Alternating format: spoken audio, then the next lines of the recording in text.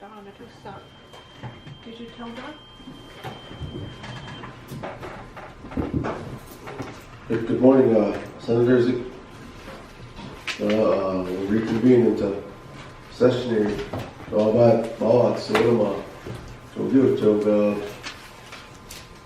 Brandon, why don't you say a prayer for us before we get started here today?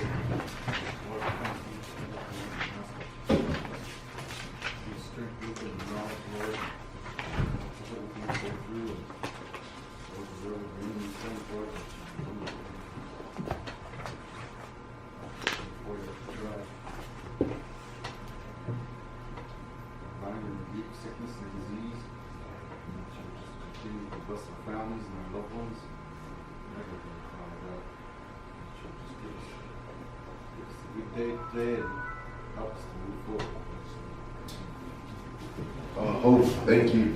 Start off with roll call today, Black Lodge. Black Lodge District Rep. Hugh Whiteley here. Fine, Black Lodge.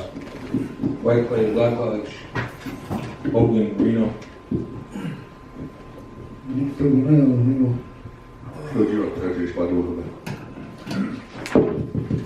Yellowtail Rush. Not afraid, pick one. Slaughter horse, speak one.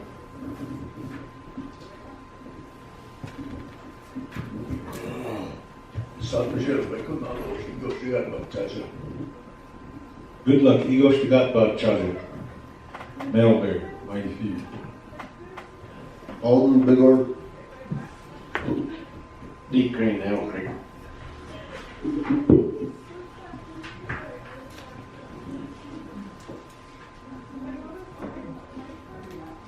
Yeah, 14 members present this morning. Just a couple announcements before we get started. Time 11:25. A couple announcements before we start this morning. On the rest of we got a schedule kind of printed out for the rest of the week here. This morning, I believe Vice Secretary Shawn Backbone was going to come in and do his report. Sometime coming in this morning after he started. 1:30, Judicial is going to come in and do their report. And then tomorrow at 10:30, John Doyle is going to come in with infrastructure, Brandon, and kind of give us an update on Iowa. He's been wanting to come in during session, so that's 10:30 tomorrow morning. And 2 o'clock. 2 o'clock tomorrow, we got Michael Valley, I believe, with Tester's office on Montana side is coming in tomorrow at 2. Then looking at Thursday, we got 10:30, Executive Secretary Old Crow's going to make his report in the morning. Then Friday, we got that Cloud Creek Energy in Billings from 9 to 1. So we're going to break Thursday, and then all of Friday we'll have that meeting in Billings on Cloud Creek Energy. So that's kind of what looking forward to this week's schedule. Oh, then Saturday we got the General Council meeting. Ben just stopped in earlier asking for how we're going to do that on our. I told you guys that we had an hour. They're giving us an hour, so I let her know that Speaker, Secretary will give a report, and then we'll try to give each of the committee chairs 5-10 minutes each. That maybe just make a brief report. And all those reports, I've directed Jackie and Salisa that if you guys need help, you committee chairs, maybe even a one-page, if some of the new chairs that you're not too familiar with what happened in this last year, so you can work with Salisa and Jackie and just get a brief summary, a page report or something. So if you need help on that, get with those ladies that help you on getting a page report. Tubby. Thank you, Speaker, Chair, Body. I'd like to get these guys confirmed. When can we do that as soon as possible? When can they come in? This afternoon. That'll work. I think we ain't got much on this except this 1:30 after this judicial report. 2 o'clock. Okay. Right. Mr. Speaker, when the time is deemed appropriate, I'd like to amend the agenda and throw on LR We got approval from yesterday in judicial committee. Okay. Yeah, And maybe make an amendment to put it first on the item list after the reports or whatever. do you want to wait for the LR section, or do we just want to get right in? I'd like to make a motion to amend the agenda and put it on first priority, so that Before old business? so when Tester's aide shows up, we already passed it and we can give her a copy. So right after reports, you wanna? Yeah, Okay. We can right as soon as we get right back in session, just make that motion, and we'll do that. So 2 o'clock after 1:30 judicial today, then confirmation from economic development. What's the JD's crew? What's Pro Construction LLC. Yeah, we've been waiting for about a year on those confirmations. So if you can get a hold of them and see if you can get them in here this afternoon. All right, yesterday another thing is sign up sheets for committee. She still has that list, so if you guys forgot to sign up, stop by and sign up with Jackie here. So moving on to the agenda here. We left off at receiving reports. Number 5, legislative branch, Speaker and Secretary of the House. As far as Speaker of the House, as y'all know, it's January elections and we just got in, so I don't have much of a report coming from the Speaker's seat right here. Like yesterday, I told you guys that what I wanted to accomplish in this year at least is to open up the communication here so we can start moving forward on a lot of the issues, because without communication, we ain't gonna get nowhere. Like I said, there's a lot of issues out there, a lot of things that need to be done. So open up the communication and try to move forward. That's all I want to bring to the branch and to everyone actually. So with that, I know I ain't got much of a report, and I can't speak for the previous speaker and on what he had the whole year. So if there's any other questions or anything, we'll just start moving from here. But Secretary Decrane, so do you have anything to say? No, martial education, that's my one. I want to move forward with the branch. It's a tribe. That's my goal, so I'm going to strive for that. So with that, we'll move on to these committee chairs. Same thing, if some of you guys are new at that, just if someone can, even in a branch that was sitting here all year, maybe give an insight on some of these things that were going on in these committees. So first one, Economic Development Committee. Well, I think he was served as last year too, so Senator Stone will turn it over to you on economic development. Thank you, Speaker, Secretary Bobby. Yes. Yeah, when I first got elected into this chair position for economic development last year, what was on the plate was a thing called Absolga Inc. So we started working on that. We had about 3 meetings and we were getting this going.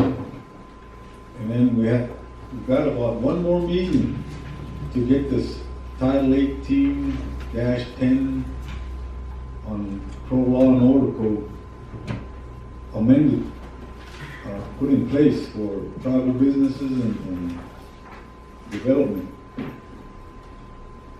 And that's separating politics from business.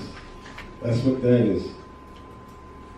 And we got, like I say, we got 1 more meeting, and that should be, we'll relook at it and get this all squared up, and then we'll pass it on over to the executives and see what they got to say about it. But that's going to be this year, this term that I just got elected into, the 2nd term. That's going to be my main focus, is getting that squared up so we can start doing business with not too much interference. And the second thing was a land buyback. with Cobell Settlement. Canute secretary brought that over, and there's monies there that was allocated for land buyback and economic development, and they use that for its purpose as far as buying land from individual co-owners. So he brought it over, we hashed it out, we looked at it, we went through it, and I asked him, how did you pick these guys? What was the process of picking these individuals that are going to be awarded these monies for selling their land? He said, we got lucky this time. He said, these individuals here were the only ones that applications were filled out the way they should be. He said, we have a stack of applications, but there's a lot of things in there that are not what they're supposed to be. But this stack right here is all, their I's are dotted and their T's are crossed and it's ready. So that's how we picked them.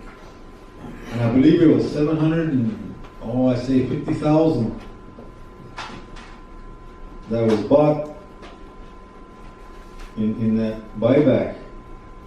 So it was passed through here and then it was given back over there, and then it's put on hold. And then Vienna, the superintendent, BIA superintendent, was sitting over here and asked her, I said, what's going on with this buyback? How come these individuals haven't been awarded yet?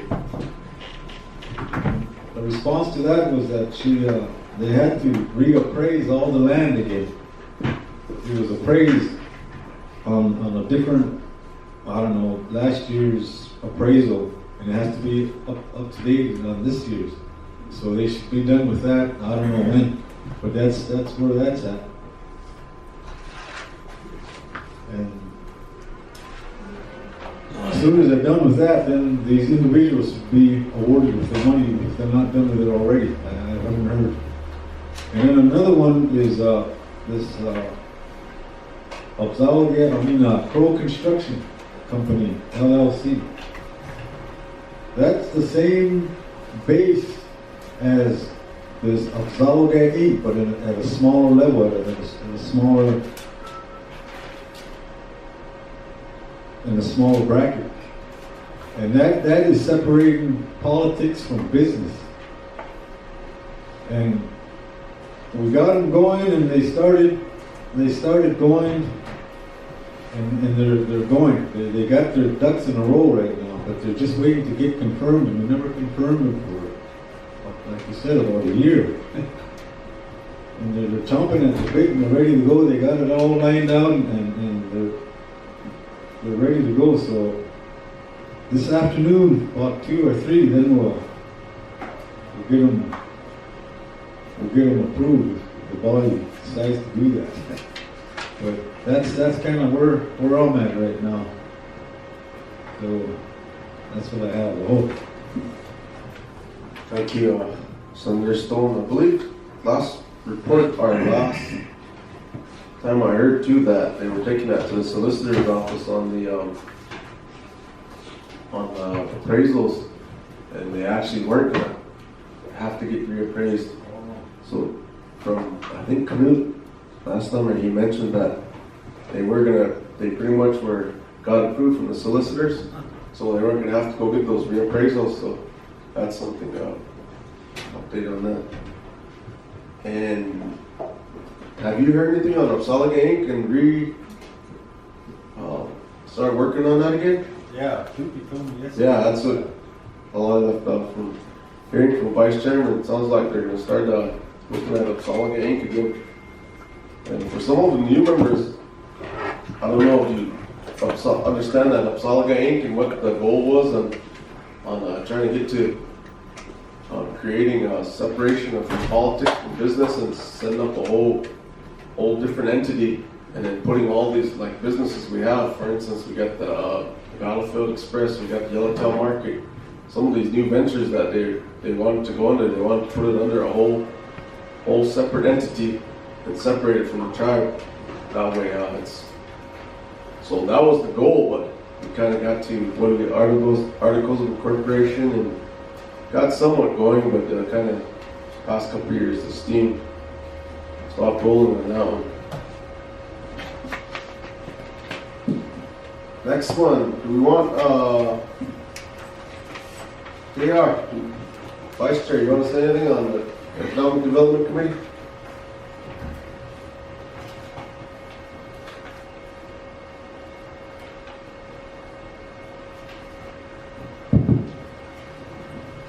On a different note, when I got sworn in, I said my English name and my Crow name. That's why I introduced myself in Sakujela Pekunalos. Bayokan Puga Ivina Zazuma, Ethiopian Yuajua Hapilu. When I was working with economic development, then the foundation of all these different sea stores and stuff, I was involved with it. And we created something, we move on, create something, move on. And so, it's a good opportune time for me to be working with Debbie. And then with working with Joe Culp, what Pat was talking about that, Soloway Incorporated. We need that for separating politics from business this past. A while back, they, Battlefield Express, they made Crow Nation Express, changed it to that. And it should be working on its own, Crow Nation. It should be working on its own, but if you look at shells right now, they're pretty bare. If you have a solo game, it would be like that. They take that money and it's spent over there. There was a reason for that, but once they pay their bills, pay their gas, they do the upkeep and not the maintenance, and then eventually there'll be a portion given back to the tribes where they can spend it for 107 and for education and whatever else, but make like a pie to where they, and then Salaga incorporate Salaga, that ranch up there, if we had a good company overseeing that, so it's long overdue that we have this Salaga Incorporated. I strongly believe that we need that. Earlier, Tubby was talking about if we have a good group running that, then officials don't need to be bothered with the things that at home, like the hotel market and all the different companies that we created. They want to what do we are? It's last week you guys will. I lived in Stockholm, Salaga Incorporated, again. So I feel excited, stepping into economic development. It's one of the areas, not only that, but the other committees, once you get it going, I'll be there too, creating education code and whatever else, so integrate up, Thank you, Senator O'Connor. Another thing I wanted to mention is on that, you mentioned LBB on those revenues. That's one of those accounts that we can access through legislation, and it's a reoccurring. I believe there was by 1.2 million in there, and we asked for a balance currently as of last week to see how much is in that account. So that's something we can access within this branch, within the legislation. So guys, keep that in mind, and that's for use of economic development and land purchases. Moving on, gaming.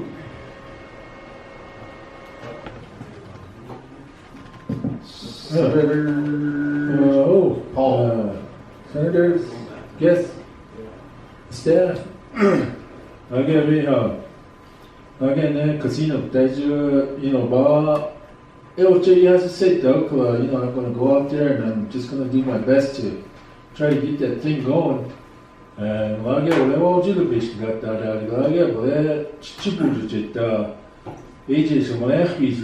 had that meeting over in Arden, deep over there, meeting, that AJ was going to voluntarily have it shut down. And according to the information that he gave us at that time, was that 82, 86, 87 findings of the cake. yoga Amaya, Jaidu, findings 86 or 87, go work on, go jail, NIGC, go up, negotiate, could voluntary shutdown, go jail, could go up by when findings to this, other talk to the casino, we can bring it back up, and pretty sure that he said that there was already some people there waiting to bring in a new casino at that time. And Bola and remodel Gojibio at that time. In the meantime, they're going to remodel it, and by the time it opens up, I don't know when it's going to open.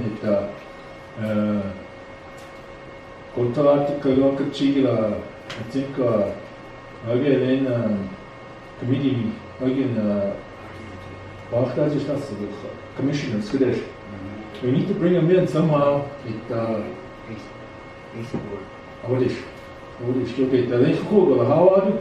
Because of being shut down now. So I think either they're still intact or not. I don't actually know. Again, when we work on them, I think our best bet would be to try to stay on top of that as the new casino comes in. Go away, of course, where we won't misspend whatever is coming in and going where it's supposed to go. So you go age, my touch sure, it's all a month or sure. To chill a ritual with us, with negating to Dagaja, look, noises. Casinos are what child to call. Well, I go to such tasks. I'll be what I like to and I'll try my best to get it going as much as I can, whatever I can do, much. So I hope. Thank you, Senator Spartans. Vice Chair Legend, I believe he's not here yet, but Don, I want you to expound on some of the conversations you had with Junior on what the plans are for on the gaming side. If you can, please.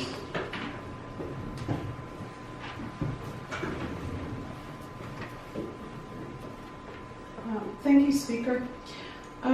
Last week I was contacted by our former Senator Gordon Railbird Jr. I believe he, from our conversation, that he has been assigned the task of doing a plan for the casino in order to work on some corrective action, and also with the goal of possibly reopening it in June. Speaker is correct on, and Mr. Senator Spotterhorse is correct on the closure of the casino. The closure was based upon some findings that came down from NIGC, and short of some other issues that came along with the casino with regards to finances, audit, and taxes. And so the executive branch to the chairman thought it would be more appropriate to close the casino rather than have NIGC come in, because if NIGC comes in and does the closure, it would be later than sooner that we can have the casino reopened. And so part of that discussion was Gordon Railbird sought to have a very good working relationship with the legislature. He wanted to formulate kind of a protocol for himself and probably the chair of the gaming committee to see how they're going through this process. So what I talked with him about was the gaming ordinance, the ACE Board Corporation, and also the current function of that board, the gaming commissioners, where we're at right now with the laws that are currently on the books, which also includes the 2015 Pro Gaming Authority Act, which encompassed the previous vision of the tribe for that casino located right outside of Billings. And so I believe what one of his goals was to kind of revamp all of the legislation to address the issues that this casino has gone through, and to improve the legislation and the function of gaming so that it doesn't go down this road again. So I believe he wanted to assemble a team of professionals to actually develop a strategic plan or a corrective action plan, outlining some goals and objectives with some timelines. And so that would include their gaming attorney, professionals from NIGC, and probably some financial folks involved in finances of the gaming industry, and folks that we know locally and that are currently available that can lend to this team. So again, with the goal of reopening it in June, they're looking at reestablishing, well, not reestablishing, but ensuring that their compliance with all of the vendor contracts are in place.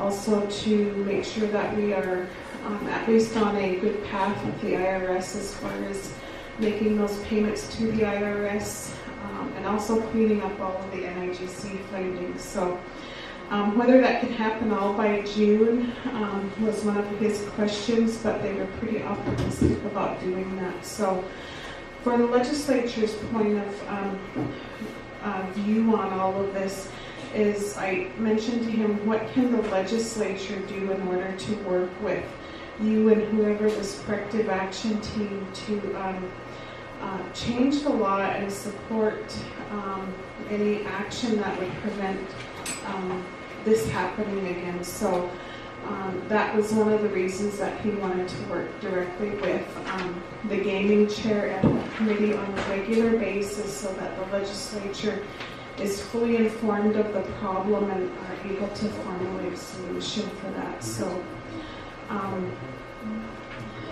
he was somewhat felt a little bit overwhelmed by the task, but he is quite motivated to get it done. I did send a text to him that we do need probably a report from him or to the gaming committee, whenever the gaming committee would like to have a meeting on that, as well as the gaming commissioners, because we need to know about the compliance issues as well. And I think from there, then we can probably outline a strategy to assist with that compliance corrective action plan.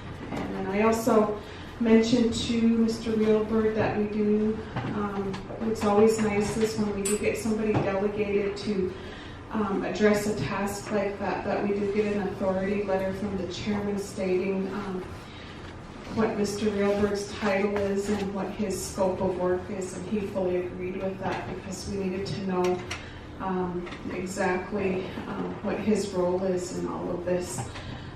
But also further concerning down that line, if you have somebody coming into the casino as far as a corrective action plan, do they have the authority to do that if they don't have a gaming license? So I mentioned to him that he probably should look at that as far as working with all of the vendors. I think he said that they were going to try to get the previous GM, or I'm not sure what her status is right now, if it is previous or if she's on furlough or what they're doing, but getting the actual people in there to make sure that we are limiting the damage from the closure, but also developing that corrective action. So he was going to evaluate all of those things, and this would be great if you could provide an update how far they've got along since last week. So that was kind of the gist of our conversation, but hopefully we can get him and the commissioners in to provide a report and get it right from the horse's mouth. Good luck. Thank you, Mr. Speaker. My question is, we got all these, we as a branch, we don't want to operate on rumors and third-hand information. And I believe, we as a branch, we need to hear a report from the commission, and we need to hear a report from ACE. The commission oversees a lot of the things that go on there, and there's some things there that they oversee and they know about, they need to let us know. You know, because like I said, we don't have no documentation. You know, and we got all these rumors flying, and we got all this misinformation put in the paper saying they're renovating. I mean, what are they renovating, you know? So like I said, we need some documentation from the commission to come in and tell us. You know, that's the bottom line. We as a branch, we need information on that, black and white documentation. We can't operate off of rumors. Thank you. So yeah, I believe we wanted newly elected chairman of the gaming to call a gaming actual committee meeting that way. I know Robert Jr. was going to come in and give a report from where he was coming to it, so be a good time for commission to also make. So once Paul sets a meeting, then we can get him in here and get a report. Mr. Speaker, if I may, too, the gaming commissioners by law are required to give the legislature an annual report, and that was due in December as well. So you probably want to include them into your committee meeting too. If there's no further questions, I'll turn it back to you, Speaker. Oh, that's it. Any questions? If not, we'll move on to the next committee. Health and Human. We got Senator Yellowtown, Health and Human Chair, newly elected.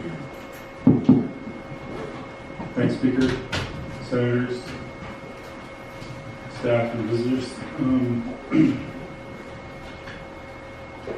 Since I've been in here, I worked with the previous chair, Health and Human Chair, on a few of the things that we went over before. And one of the things was that we, the health board wasn't, I think Lodgegrass prior and Black Lodge, they didn't have anybody for them, so we had prior picked somebody, and we picked somebody, and Black Lodge did, and we got, Lodgegrass got Terry Whiteman, prior got Rio Goes Ahead, and Black Lodge got Lori House, and we confirmed them and now they're working. So, and then they've given a report, and I was talking with the speaker this morning, and we'll try to get them in next week to come and do a report on what they're going through and the things that they've been touching on. So it looks like there's a lot in this report, and there's room for more explanation, I think. So if we can get them, we'll try to get them in here. And then some of the other stuff we were working with the community health. We were working with Lodgegrass and their meth, and I've been working with the newly elected mayor of Lodgegrass and one of the aldermen, and through some of the, you guys know the man that did the training for us up in Billings, Monty Fox. Through some of the things that the boards that he's on, we had Bethiana and Dee Pretty on top went down to a trauma summit in Phoenix, and Bethiana has been working with the teachers. That was one of the things that we were talking about, was the effects of the meth and drugs in the household families, the children that are going to school. We were saying there's probably 80%, but it's probably higher than that, actually, closer to 100%, and the teachers don't really know how to handle the trauma that they're going through, the children are going through. They don't know how to handle that in the schools, so that's why we talked with Monty, and we had Bethiana and Dee go down there to that training so they can work with the teachers, and Bethiana's already approached Lodgegrass School Board. I think the meeting is this month, and then she's talked to the superintendent in Wyola already, and they're interested, and so through Monty's participation in his trauma board, and out of I think it's out of Missoula, they're going to have some training come down for the teachers, so we're kind of stepping forward on that already. And then we got the health board, and then there's a lot of I think you guys legislative before was working on an enrollment ordinance. Is that what we talked about that this morning too? There's a lot of work that needs to be done with that, and hopefully we'll try to push forward on that and see where we're at. I haven't looked into that or anything yet. I just I remember Eric was talking about it, and then legal was telling me about it before, and so hopefully we'll try to push that forward. And then we'll try to get the health board in here next week sometime and do a report. That's what I got. Don, I believe that enrollment ordinance is just right there for whenever you're meeting out. So maybe that whenever you get time, call a meeting and you can kind of update and try to get something going. Who's working on that on the executive side now? Dennis is. Dennis was working on that on the executive side too. So that enrollment ordinance is 10 years in the coming. We've been working on that since I've been there. So hopefully we can get that passed and not go in a circle again.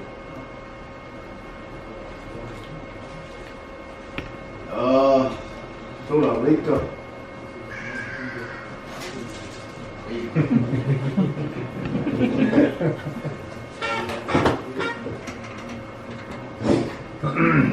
No.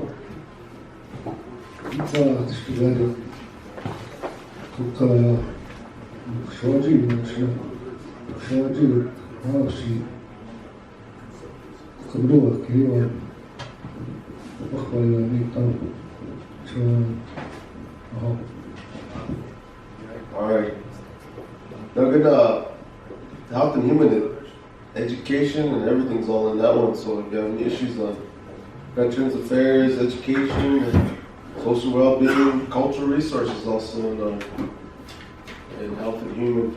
So people think it's just all the health issues, but all those other ones are within that committee. Moving on, next one, infrastructure. Senator, good luck. Thank you, Mr. Speaker, Secretary, guests, members of the body. We've been doing a lot of good things with the Infrastructure Committee. Let's give the Infrastructure Committee a round of applause. Everybody, you clap for yourself. You guys are doing a heck of a job. You know, we've passed a lot of policies and procedures, and I think that's the most HIP's ever seen done from the Crow tribe, according to Mr. Akers and Amber. So like I said, we're moving forward. I know Hugo, he pushed for a lot of things over there, and we got a lot of them things done for him, and policies, you know. And like I said, you know, we're a work in progress, and like I said, the housing commission, the commissioners will be here on January the 18th at 10:30. And each district, you have a commissioner. Get with that commissioner, and that his job is to update you. You know, you guys appointed them. Their job is to report to you. So like I said, you know, they're doing a lot of good things. They're doing a lot of cleanup, I'll tell you that's for sure. There's a lot of stuff that's been avalanching, misused, misappropriated, questioned costs. They're hammering that out and they're trying to get that done, you know.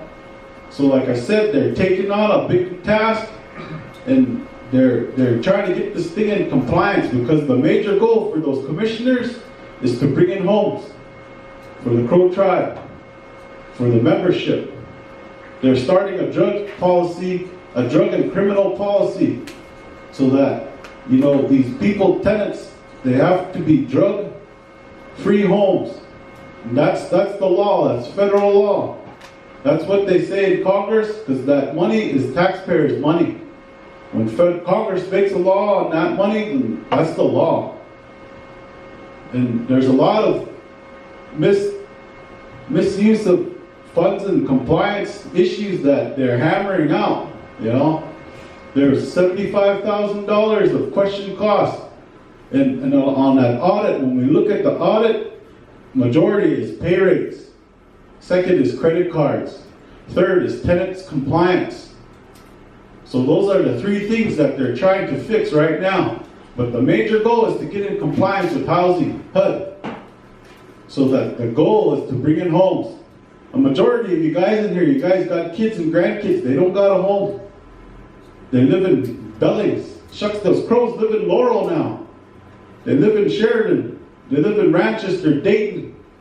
There's five families living in a home.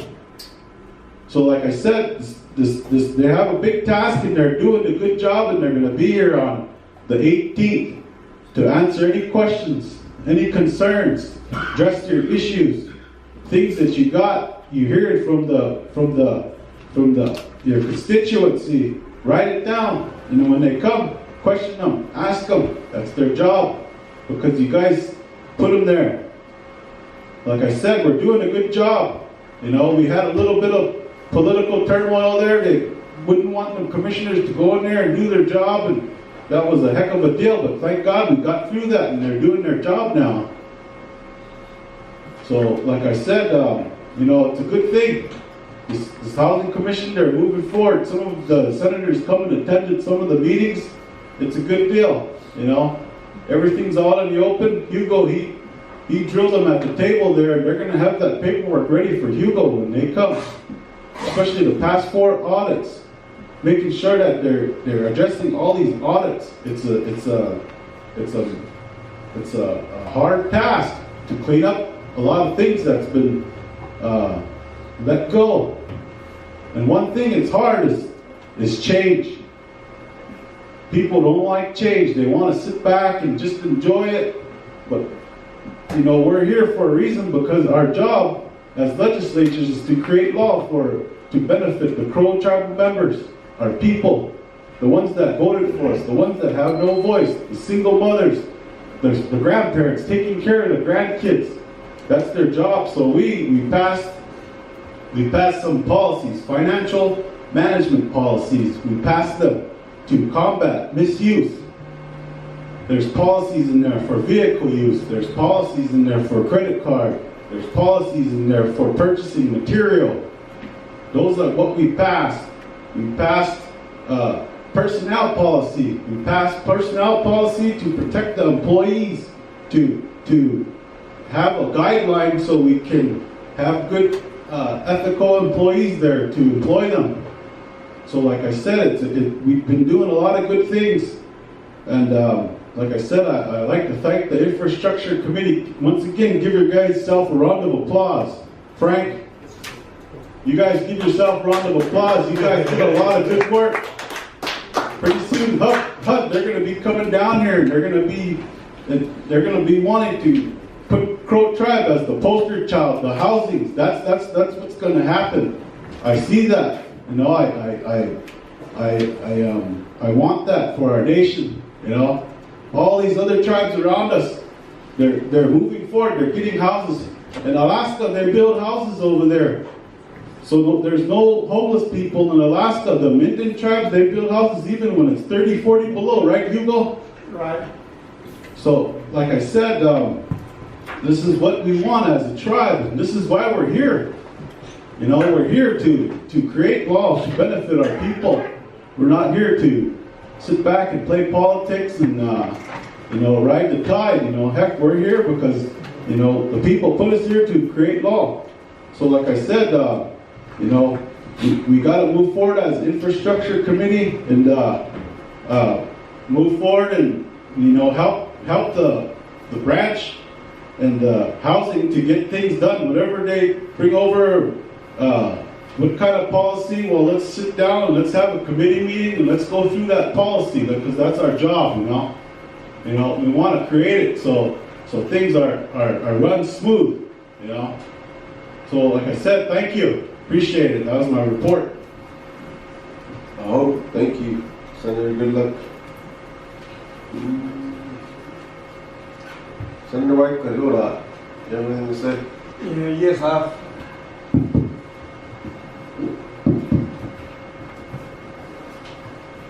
Yeah, I got a few comments to make on behalf of the infrastructure. You know, went to that meeting not too long ago over at housing, and sat down, and you know, the people over there, the commissioners, that lady that was doing the work over there stated that none of the reports, the audits, the APR wasn't approved but I told her that in the month of January of 2016, when we finished the report for the year preceding that, or before when I got in, most of the reports were verbally approved, but there were 3, 2013, 14, and 15 that were in question because of misuse of money. Matter of fact, there was one $47,000 check that was misplaced. The ED at that time said I had left it on the table. Then he got fired, but that check was never was found. There's a lot of issues when we got in. There were people who were giving themselves raises up to $48 an hour. 49. And their brothers or sisters or their kids were getting $35 to $40 an hour. So I got rid of all the bad apples in that housing. And I brought all the reports in. There's a lot to be done in that housing. If you look around Crow, Senex, there's some houses that are abandoned. There's no reason that there's money available to buy these houses and remodel. We're always looking for a new home. But you know what? A good home, if it's remodeled and done right, is livable, acceptable by HUD. So we need to work together. I will back up Brandon and the infrastructure are doing. Then on the other hand, I've just seen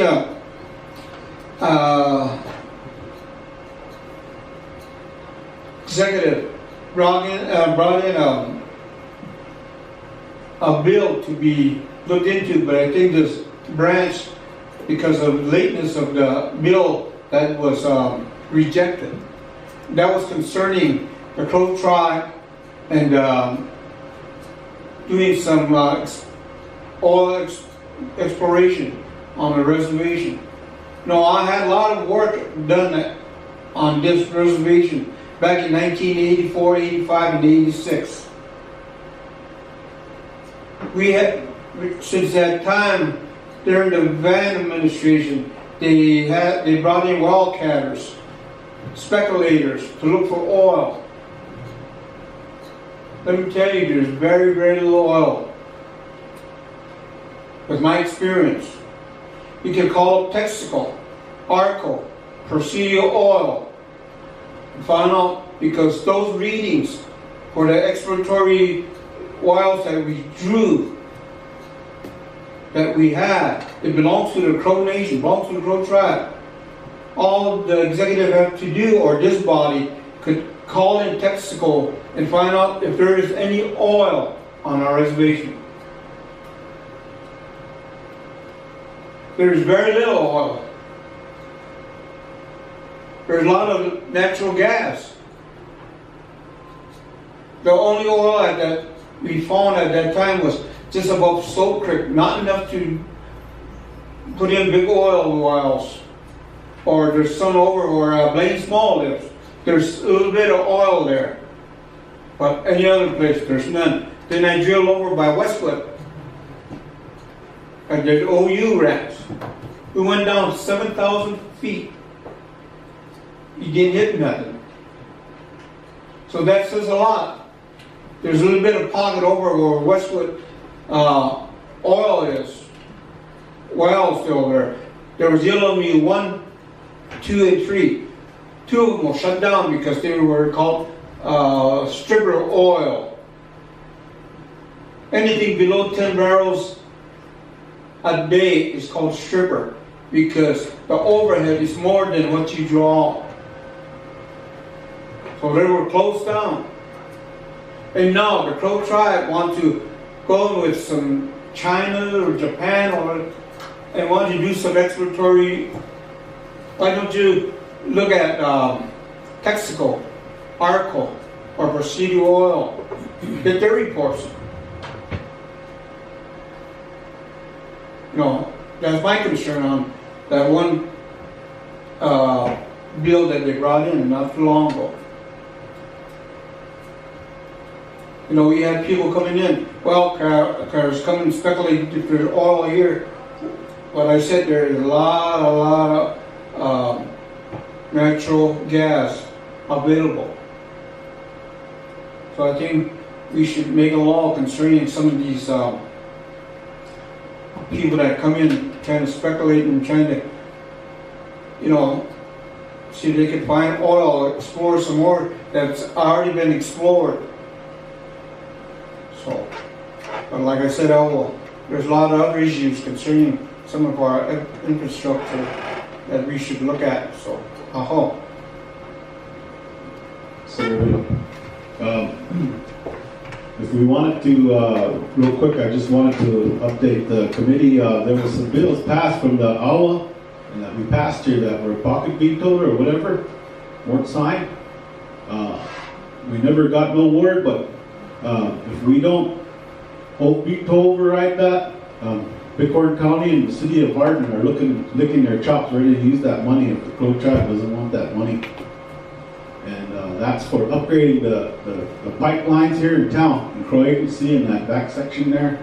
And like I said, you know, I mean, are we just gonna not use that money and just give it back to the city of Hardin and they can upgrade their systems, or are we gonna make a stand and, you know, hey, let's use this for the community here, you know? So I haven't heard nothing. Maybe Pat, if you've got a written report from him on why those are vetoed or what, we'd like to see if we can get some communication there. But like I said, that's grant money there that we can use as a community, or not a community, but the city here, the Crow Agency. There's a lot of upgrades, you know. So Bighorn County commissioners called me in Tomahawk, and we talked with them on the phone, and they want to know the process because they're just waiting for that. So if the Crow tribe doesn't want that grant money, then the city of Hardin will use it. They want to know if we're going to do the veto override process in this session here. But like I said, are we just going to give that grant money that they worked hard to get to upgrade the system, or are we just going to let it go and let Hardin use it, you know? But like I said, I think that's a good thing here for the community of Crow Agency, Reno and Black Lodge. That's their people. Some of Bighorn, they live back there in that area there, those housings back there. So, like I said, that's upgrading the system here, you know.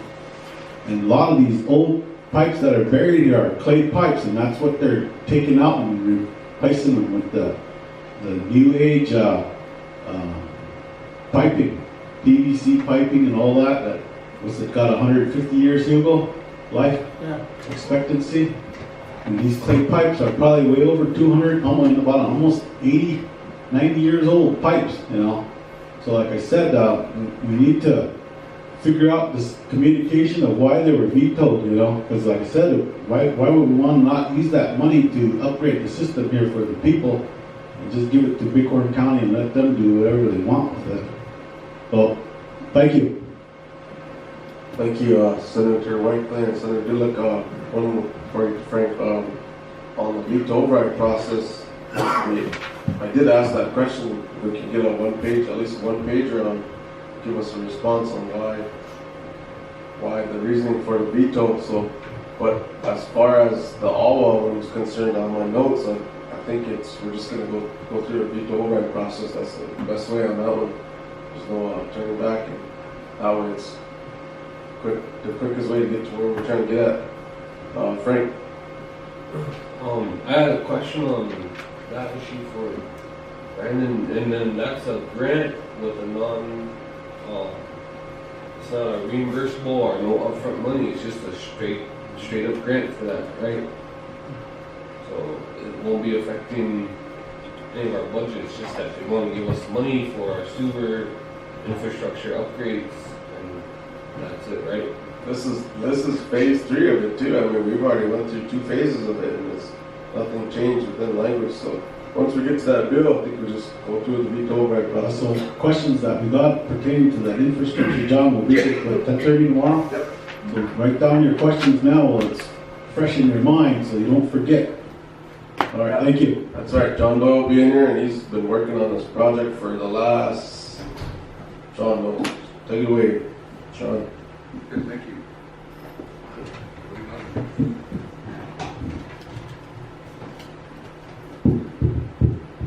Thank you, Speaker, Legislature.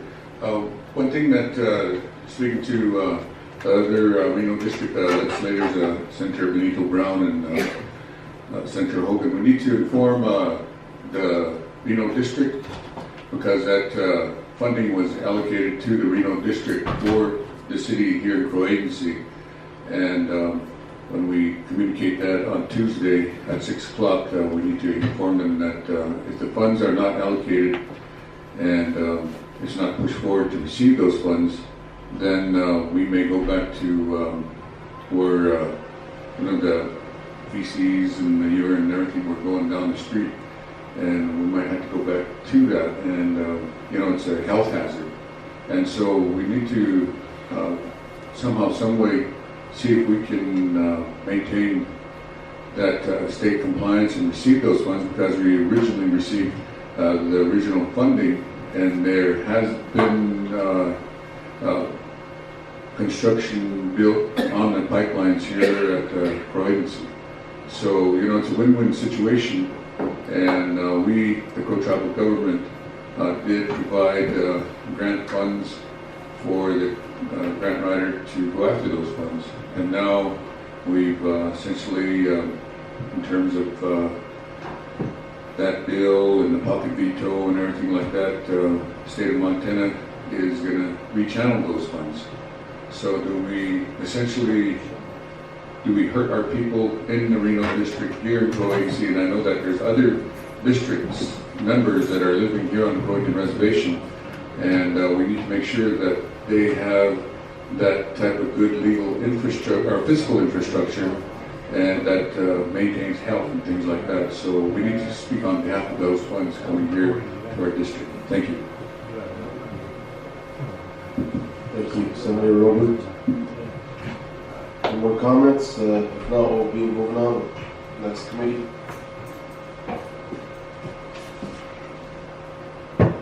Judicial. Senator Godfrey, newly elected to this committee. Thank you, Mr. Speaker, Mr. Secretary, Senators, and guests. Got a lot of JRs that were introduced in the previous committee, Judicial Committee, and don't have the knowledge or the JRs to speak for them right now, but I want to see a continued communication with previous Vice Chair, Senator Goodluck of Walla, and I believe he's signed up on this Judicial Committee too. So I'd like to see that communication, and with his experience with the previous Judicial Committee, we'll get things rolling. We had a Judicial Committee meeting yesterday after the session, and had a quorum of 13 members on LR introduced by the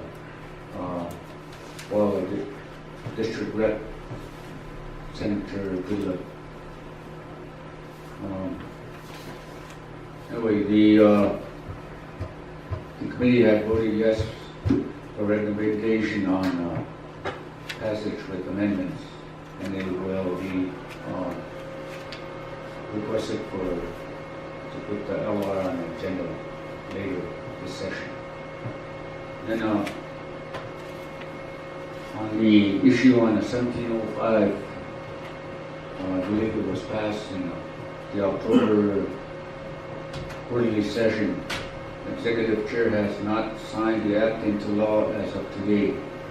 Legal Legislative Legal Counsel Don Gray suggested a committee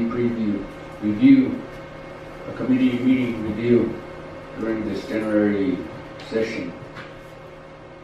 And read on that and see what we passed and where the process is at and where we're at now. We had a few meetings. We had a talk with Fort Brady about doing the BOR, the water resource projects, and their ideas through that. And you guys all have a packet, and going through some of. We had meetings with the timber sales, the tribal forestry. We got that through here, and we passed it, and there was no signature. I believe it was like a pocket veto, and we're going through the override process also with that one. Cloud Peak, they'll give you a new incoming senator, so they'll give you a background and a rundown of that bill that's there for them on that, for that Cloud Peak, that reopener. And we did pass that one. We went through the override process, and there's more hang-ups on that coming through, but we have a lot in here concerned with the lease ordinance. We met on the fish and game ordinance with the natural resources through the executive, and then we had a turnover, and we're meeting with the new one, and they're legal, and we're going to go through that and present. We're going to be having meetings, I believe, every week. We talked about it with the vice, and we're going to be going through, because there's a lot in there right now with natural resources. We have regulations and development. We're trying to regulate and do an overdraft with the lease ordinance and the acquisition disposal. That one's going to be a big one. There's been a lot of people been waiting for 10, 15 years for the exchanges, but we want to do it right, so that way that the tribe benefits and so do the landowners on all we do. So, because in the end, it's the lottees that end up getting the short end of the stick when it comes to the leasing, and we want to make sure that the lottees in whatever districts are protected and taken care of. So we're running through those. We had meetings with Canute. He'll be going over through some of the land stuff. So we had Fort Brady, the Cloud Peak, and the timber sales go through this year, and I'll have a report, and we'll be going through all the old business first before we introduce new business and get some of those knocked down. Because there's a lot of stuff that needs to be updated, because when they were introduced it was about 8 years ago on a lot of them. So we need to go through and update them and get them consistent with times and the policies that are in place, not only with our laws, but the federal laws too. So thank you.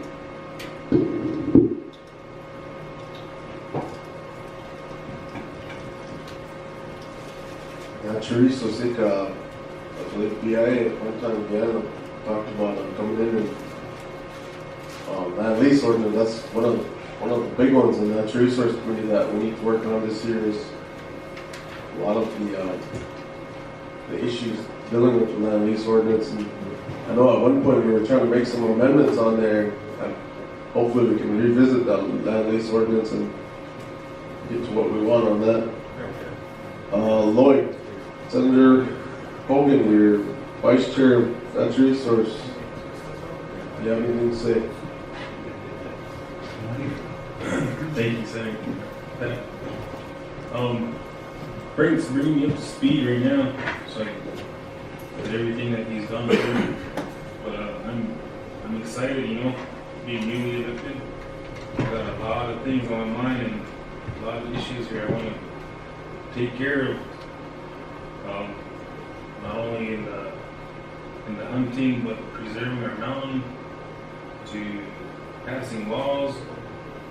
I mean, everything here, the environment, the air, the water. everything here, and I'm excited. I'm gonna move forward and protect our natural resources, really. And, we believe with Frank here and everyone that's involved in the committee, and we believe we can keep going. I just thank you guys for holding me in. Thank you. Yeah, that's another one, that Title 12, that issue was brought up before that we tried to work on and it didn't really get taken off. So I know Frank's got a lot on his table, so that'll be good one to work on, is that fishing game code, where a lot of people had some issues and we tried to go in a direction, but like I said, we never took off on that. So Title 12 went to, all we need to do is amend some things on that one. I believe when was Title 12? Frank, anyone? It's outdated, pretty much. That's all I can say. It's back in pre-Constitution. It's one of those ones that we need to revamp. Frank? And background on that Title 12, it was, if you look at the state's Fish and Game Code, it's almost word for word.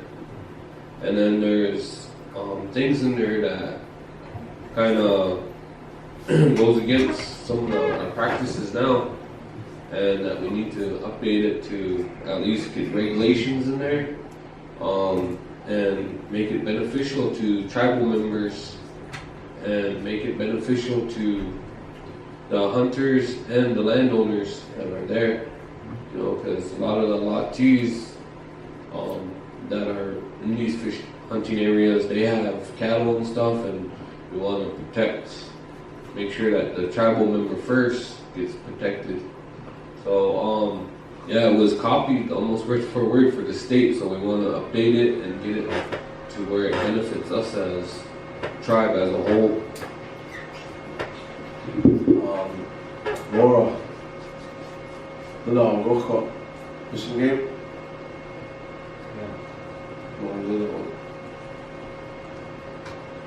Alrighty. Cool, on natural resource. Any questions on natural resource? If not, we'll move on to the last one, and that's finance. Finance chair goes over to newly elected Senator Frank Whiteclay. Yeah, I just from yesterday to today, I haven't got much going, but just on a background for our personal finances here, I've been helping getting our taxes situated, getting our, this is trying to do a separation of finance to here where we have our own, printing our own checks, and we started the first time ever in 17 years in November, and you know, it was a work in progress, and you know, we got it, and then we're taking care of our own taxes, and we're becoming, slowly but surely, we're becoming a separate branch of government. And before we were kind of treated as a department, and so I'm going to still move towards that separation and working on the finance to get all of our revenues and expenditures. Shawn's done a lot of work in there, and also with all the budget stuff that we did, it's kind of been, you know, we had a lot of meetings on this last year, since we had 4 quarterly budgets coming in instead of 1 annual, and it's been a lot of work that he's done. So I mean, all I can do is try to keep the momentum going on what he's done and try to do my best.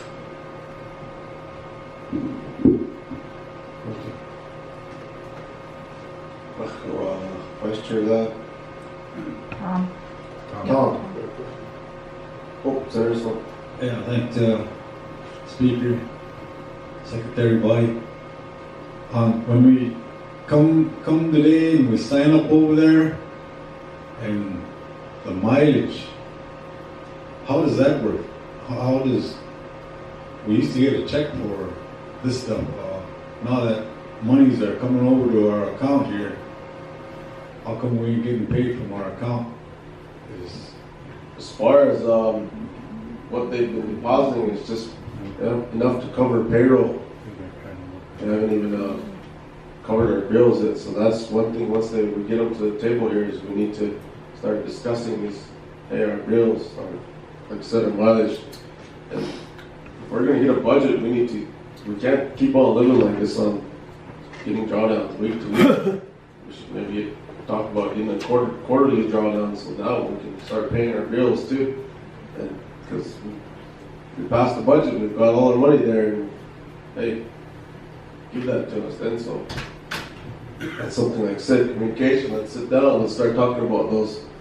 We can't communicate, then we can't get those answers on those ones. But as of current, they've been just depositing enough for payroll, so we get covered payroll and we pay our taxes. And so.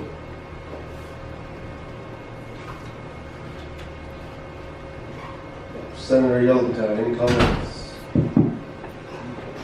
Well, we all know the hole we're sitting in financially with the tribe, so hopefully with Frank and the work that Shawn has done, we can start working our way up out of it. And like he's talking about getting our finances going and getting what we need to get going so that we can do our job over here. And I just hope that we can get rolling. And I think we got a good way to go. So another thing we talked about is, since we've got our own IEN number now, is looking into grants and things. So I instructed Salisa to start working and looking at even that cold grant. That's something we can go after and at least start looking at, hey, we need some repairs on our building. We need to start looking at grants and stuff. I know that one's available, so they're already looking into that cold grant, and I believe it's like you gotta get it in before February or something for their next meeting. So they're gonna look into that cold grant, so we can start looking into repairs or even a new building maybe eventually if we find some other grants. But we haven't had that opportunity before to go after grants because we haven't had an EIN number. Like I said, we're slowly moving in that direction, and we'll keep moving there. You guys that can give us any help at all, or if you guys know of any grants out there, I know some of you guys worked with grants before, so on some monies that are available for us. I think that's all the committees. And like I said before, we're gonna be on the agenda for Saturday's council meeting, and it's gonna be the same process. We're gonna give each committee chair 5 to 10 minutes to report. And if you guys need like a one-page type report or something, so Lisa and Jackie will help you with that, and especially some of the new ones that get some updates from all last year's activity maybe. Oh, any other questions on those committees? Morning? That's it on those ones. As far as it is 12:40, I got a message that Secretary Backbone, Vice Secretary Backbone, is supposed to be in at 12:30 to give his report, so we'll just break for lunch, and then once we come back, I think our Secretary should be here for his report. So, break for lunch. 1 hour. 1 hour lunch break. We're still on EYO. Bring your own. Time. 12:40.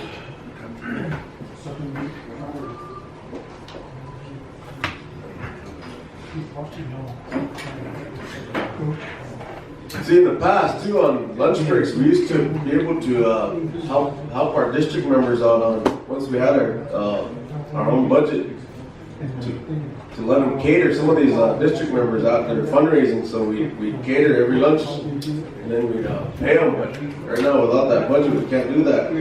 Hopefully, I think we can restore that, continue that. That's a means of helping out some of your district members on some of their fundraising.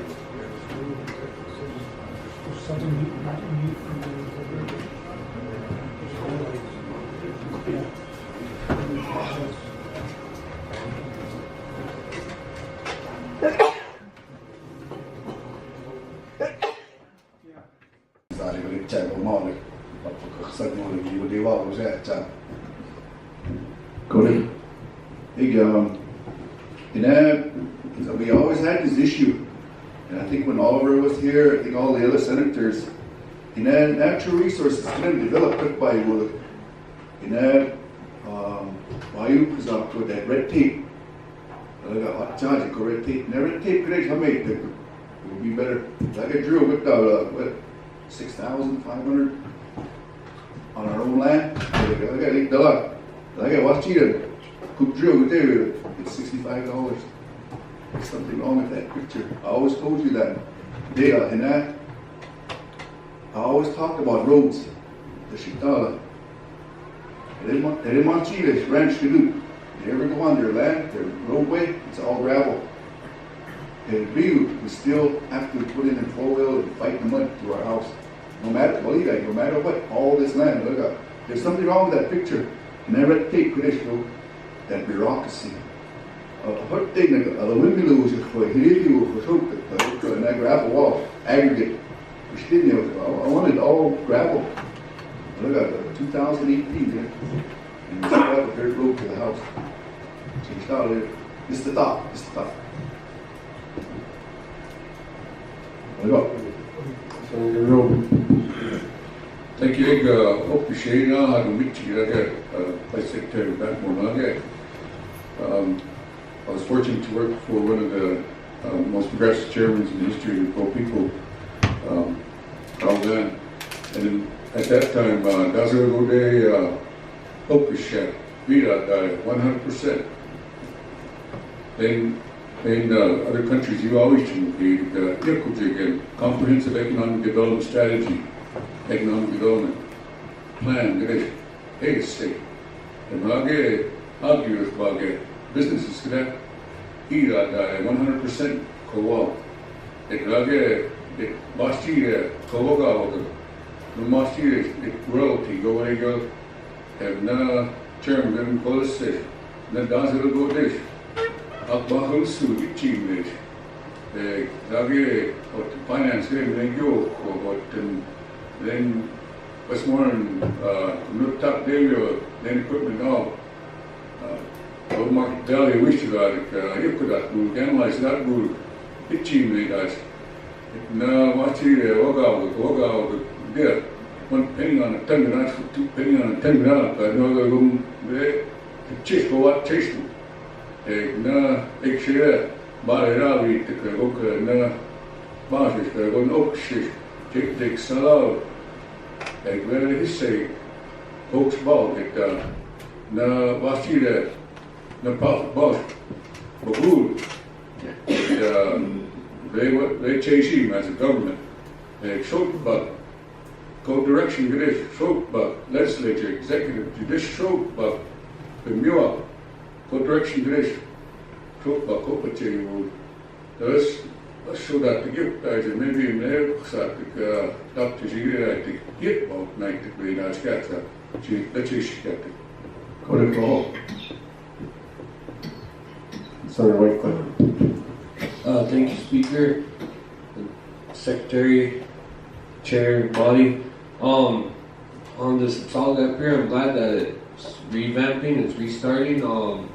Right now, water is more expensive than gasoline. And you look at it in the projections, water is going to be the #1 resource in the next 20 years. And being a progressive tribe, if we're on the forefront of that, we can benefit the tribe and the governments as well. And I'm glad to see this going, and I hope we can get it going, and I'll do anything we can, and that's a resource to push everything through and be an open committee, or be an open branch to where we can get these going for the benefit of the whole tribe. Thank you, Senator. Oh, thank you for coming over. Thank you. Yeah, the report. Happy New Year. Next on the item, our agenda, we had judicial coming over. So at this time, I'll recognize our Chief Judge. Chief Judge, Your Honor, Mr. Nodfrey. Permission to approach, Mr. Speaker. Yeah, hold on. Hey, Norbert. Just say, you gotta tell us about your foot before you get serious. Boo, Ryan. Thank you, Mr. Speaker, Mr. Secretary, and members of the body. Honored guests, thank you for this opportunity to give this report. But before I do, Mr. Speaker, if I could, I want to offer up my most humblest apologies to this branch of government. I served here 2 terms, and this is indeed a sacred place. The elected leadership here, you're elected by the people. The branch of government here is established by the Constitution. I owe a special apology to Senator Goodluck. There's no excuse, Senator, for me losing it during committee meeting here in the previous term. Mr. Speaker, Mr. Secretary, if I can make it right in any way, please let me know. I apologize.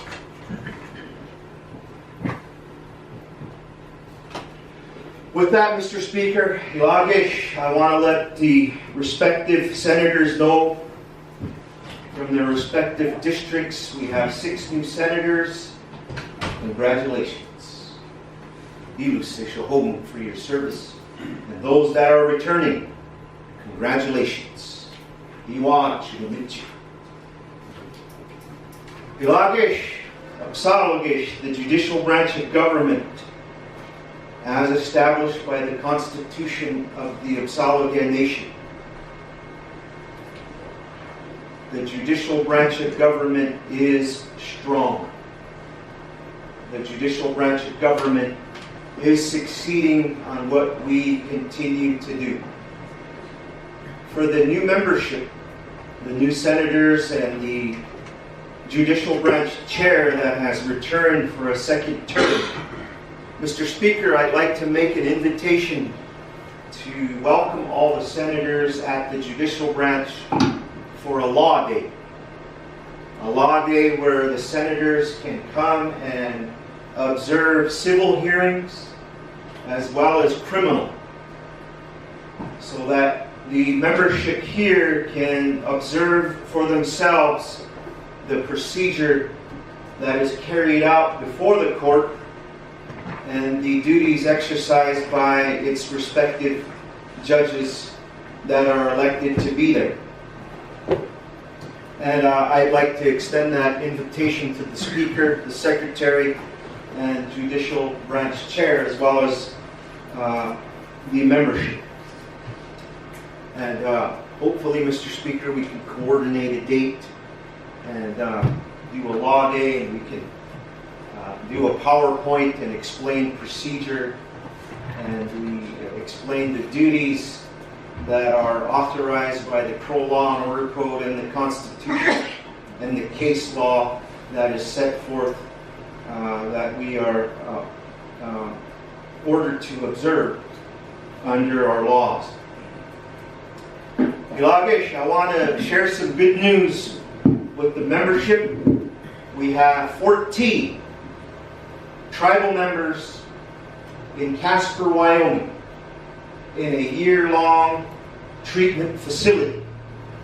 14 of your members are in Casper, where on a daily basis their exposure to therapy, one-on-one counseling, cultural traditional activities, 12-step programs continues on a daily basis.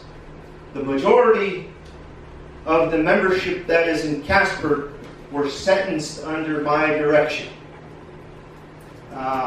Some of the things that were factored in the sentencing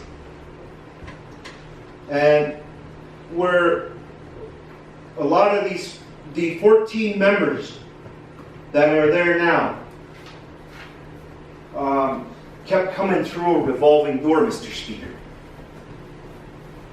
Some of the defendants that are there finishing up treatment, that are in treatment, are repeat offenders, DUI, partner, family member assault, aggravated assault, alcohol-related, meth use-related. And rather than send them to a facility where they receive no help, it is our goal, working with the executive branch, to get our membership that help. And it's good news that Ginger may have better numbers than me, but in the last year or so, at least 5 to 6 members have graduated from the program. Once they graduate, their term in jail is suspended as long as there's no public safety issue. Their term is suspended, and they're put on a probationary term when they're released. That's good news. The other piece of good news is that in the juvenile court, currently Judge Wilson oversees the juvenile court. We continue our work overseeing matters that concern children in need of care and juvenile delinquency. Since the beginning of my first term, now we've brought the situation to a minimum. Social services under the Bureau of Indian Affairs, on a rare occasion under 4E. There were times where social workers did not come to the review hearings. What would happen is we would notify the chairman of the executive branch immediately, and then the judge sitting on the bench would issue an order to show cause, inquiring why the social workers did not appear at a hearing. We brought that to a minimum. I know that I see in one of the files recently there's an order to show cause forthcoming, but we brought that to a minimum.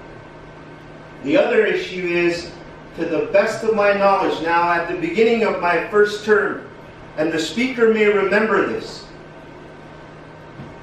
there were children that were being born in Billings because Indian Health Service does not have delivery services. So the referrals are made to St. Vincent or Billings Clinic. Koda.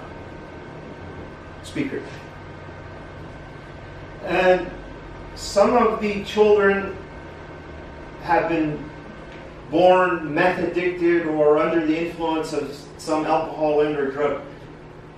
Social services under the state of Montana moved to take custody of those children.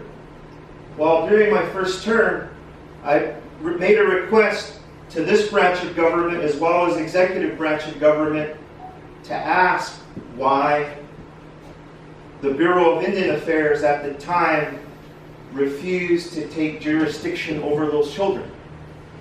They would rather the state of Montana garner jurisdiction and take our children into custody and put them with non-Indian foster homes. Well, we brought that argument forward to the Bureau at the time, about 4 years ago. The Bureau of Indian Affairs stuck to their position. But I don't know if it's by coincidence.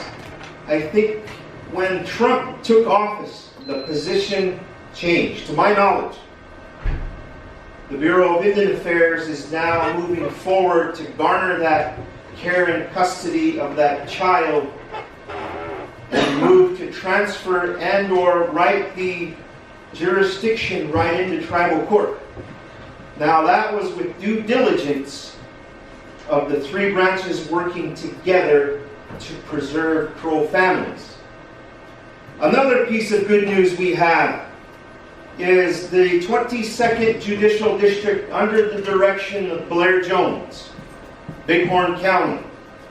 Also Judge Rod Souza, 13th Judicial District.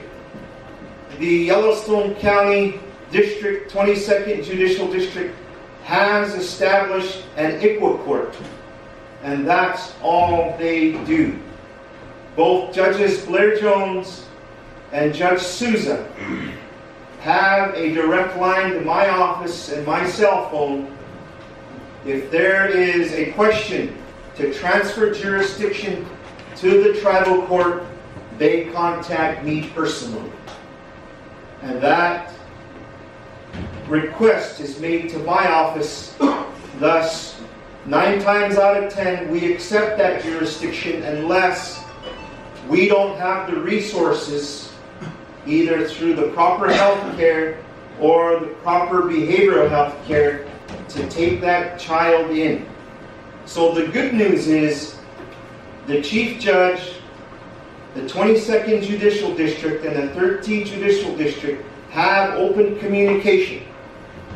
If there's a child out there that needs to be brought home, they give me a phone call, the proper paperwork is filed in the tribal court, and we accept that jurisdiction. Another piece of good news, we received word in December from Senator Daines' office, kind of shifting gears here, Mr. Speaker, that the facility at Two Rivers will be open, and we will bring our defendants, our tribal members that are scattered throughout the country, this region, home. I wrote a letter about a year ago to the Secretary of Interior when he first took office, Ryan Zicke, my concerns about the overcrowding in Langeview. 19-bed facility, you'd have 50 to 60 tribal members, Crow members in that facility. Overcrowded, etc. Health issues. We kept getting calls from the detention facility there. What do you want us to do with your tribal membership? We're overcrowded. You as a judge can make a decision to release them. I says, no.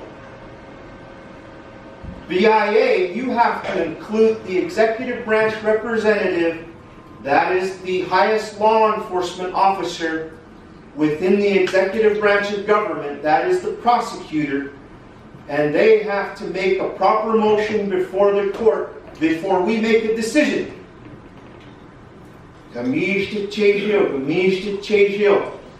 The BIA kept calling me, Judge do this, Judge do that.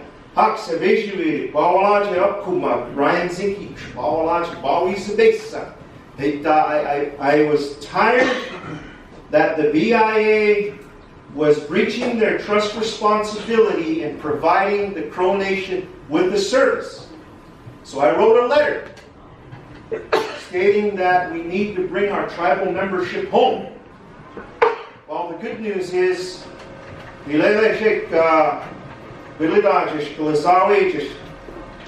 Senator Daines brought it before the Senate Select Committee and brought up the letter that we presented and demanded answers from the Bureau of Indian Affairs. Well, they've made a commitment by the end of this month, we're bringing our tribal membership home. That is the word I received from the Senator's office.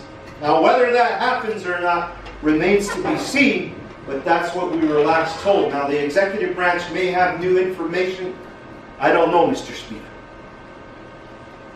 The other piece of good news is that there's a question of jurisdiction and sovereignty, and we certainly, Mr. Speaker, we can get the, and also judicial immunity before the federal court. The word we received the other day is that the district court is moving to dismiss a claim against the judicial branch and the judges of the Crow Nation. The federal court is moving to dismiss the matter because of judicial immunity and sovereign immunity. And the question of jurisdiction and sovereignty at this point will be preserved. That is the last bit. We can get you a copy of the case, Mr. Speaker. That has been in the federal court for the last year or so. That is some of the issues that we as a judicial branch are facing.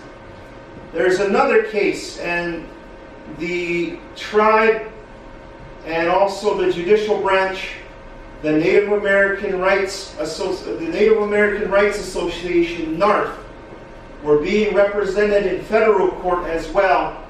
There's another question of jurisdiction and sovereignty, and we're heading to federal court here real soon. So I can get you a copy of that case as well. So Ilaga, there's important questions of sovereignty and jurisdiction that are before the federal court and because if our jurisdiction and our sovereignty is compromised, then our government is compromised.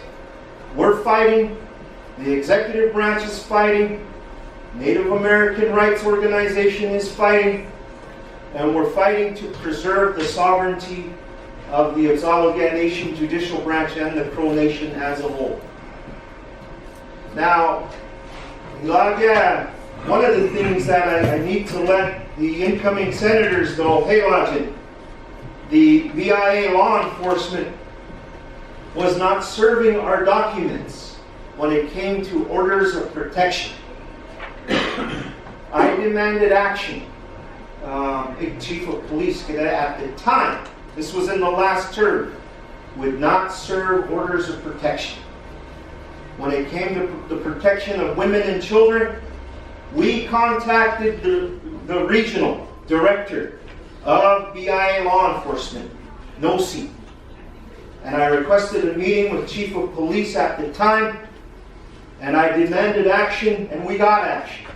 Well, from that time forward, those orders of protection are served on respondents in the interest of the protection of women and children. So that issue has been taken care of. So those are the issues that are at hand, Mr. Speaker. And the highlights today go out Mr. Speaker. And I wanted to also include, and Ginger probably has the right number, most of our staff are barred under the Crow bar exam. They've taken the bar, they've passed the bar, and you're all invited to take it, Mr. Speaker. And the next test will be in July as mandated by statute. That'll be administered by the Appellate Court Chief Justice. And speaking of the Appellate Court Chief Justice, just to let the body know and the Judicial Committee know that Joey Jane, the Appellate Court Judge, is up for nomination before the Navajo Supreme Court. Okay. I think she goes to confirmation this week or next week. If she's confirmed, she has indicated to me she'll turn in her resignation, and I will be submitting a name to the Judicial Branch Chair as well as the Speaker, a courtesy copy to the Chairman of a nominee for the Appeals Court. So, Kaleku Cage, if there are any questions. Questions? Senator Goodland. I got a couple questions here. Got a thing from Diana a couple of weeks ago in December, and it was saying that underneath the current contract scope of contracts received was unsatisfactory. Can you expound on that? Sure. Mr. Speaker, our position as a judicial branch of government, Senator, and members of the body is we deny any and all allegations. Currently, I'm formulating a response letter to the Bureau of Indian Affairs through legal counsel and demanding that they retract their inflammatory statements toward the Crow Nation judicial branch. They are certainly inflammatory, and we deny any and all allegations, and we will respond accordingly through legal counsel, and we are even considering legal action. Senator Stowe. Thank you, Speaker. Secretary, body, yes. About a week ago, one of your appellate judge made the news about abuse of some sort. Can you elaborate on that? Just tell me what's happening.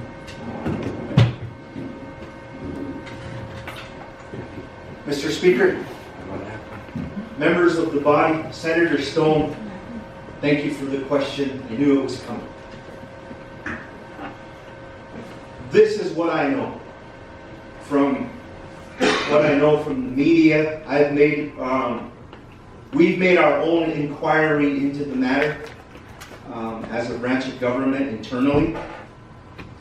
And this is what I know, that the respective judge covers up has been charged in the 22nd Judicial District. And the charge is, to the best of my knowledge, I have not actually seen the documents yet. I've made the request and they're forthcoming. But what I know today is that the judge has been charged with felony assault. That is what I know.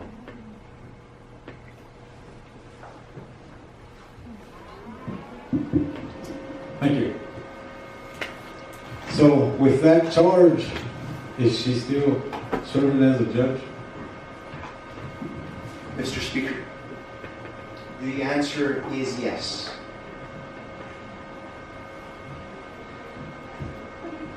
Can I elaborate, Mr. Speaker?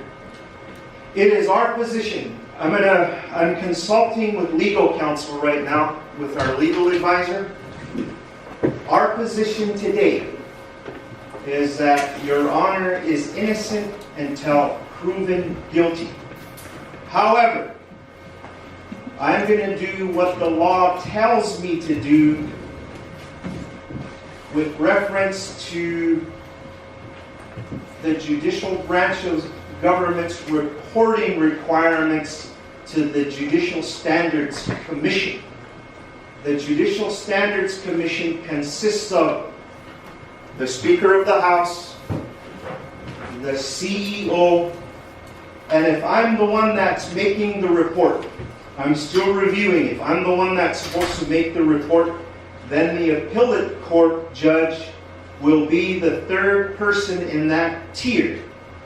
However, if I do make the report, I'm going to ask that the report be held in abeyance until the 22nd Judicial District makes its final determination.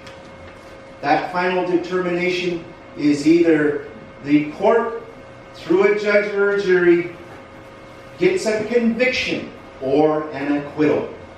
And at that point, then the Judicial Standards Commission will make a determination and they'll have a recommendation for the body.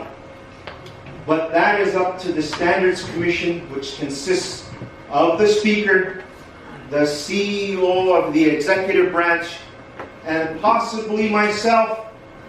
But if I'm the one reporting, it would be the appellate court judge.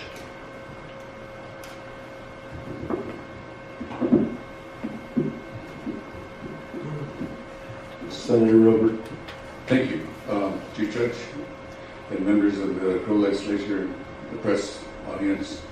I was just going to express, so the appeals court judge, we never did confirm that appeals court judge, after her term expired, then would that be, we don't have appeals court judge, so how can an appeals court judge make a decision? Senator, members of the body, Mr. Speaker, I issued a declaratory judgment recognizing her term as a 4-year term. I can get you a copy of the declaratory judgment by day's end. The court and the judicial branch of government made a determination, and that's where we stand. Chief Judge, are you expressing that the authority of the approval procedure of the Crow Legislature, you superseded our authority?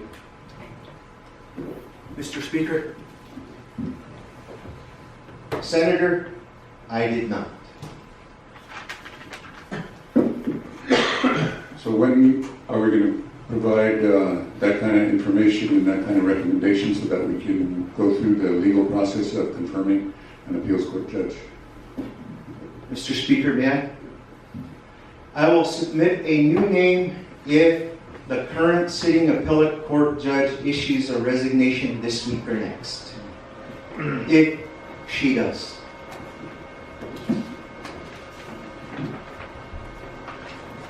Any more questions? If not, we'll move on. We'll take one more from, a couple more from Senator Goodluck, then we'll move forward here.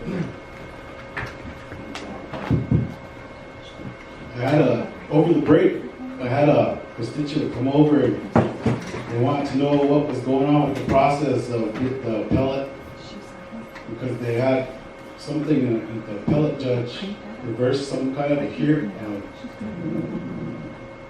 ruling, and that they wanted to see what was going on, if they were going to have a hearing or not pertaining to their grandkids. They wanted them back for the holiday. It was some kind of visitation right. I believe that was an appellate. Was it going to come down to a lower ruling in their court? Or kind of what's the issue on that, if you can just kind of update it, let them know. Mr. Speaker, Senator Goodluck, members of the body, with due respect, I cannot discuss the issues of the case, but I will tell you this much, because judicial ethics dictate what I do outside of the courtroom. The matter is being set for hearing, and there'll be a hearing very soon. Thank you. Yes, and what the court determines at that point, I don't know. We'll move on.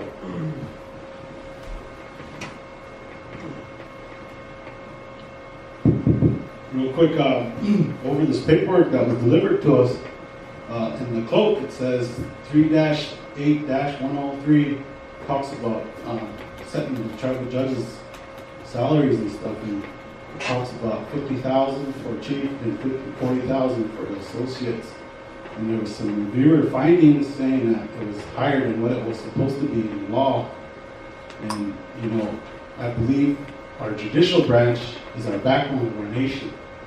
And I believe that in order for our court to be strong is that we gotta be in compliance with some of the funds, because like I said, as a tribe, we're stressed for cash.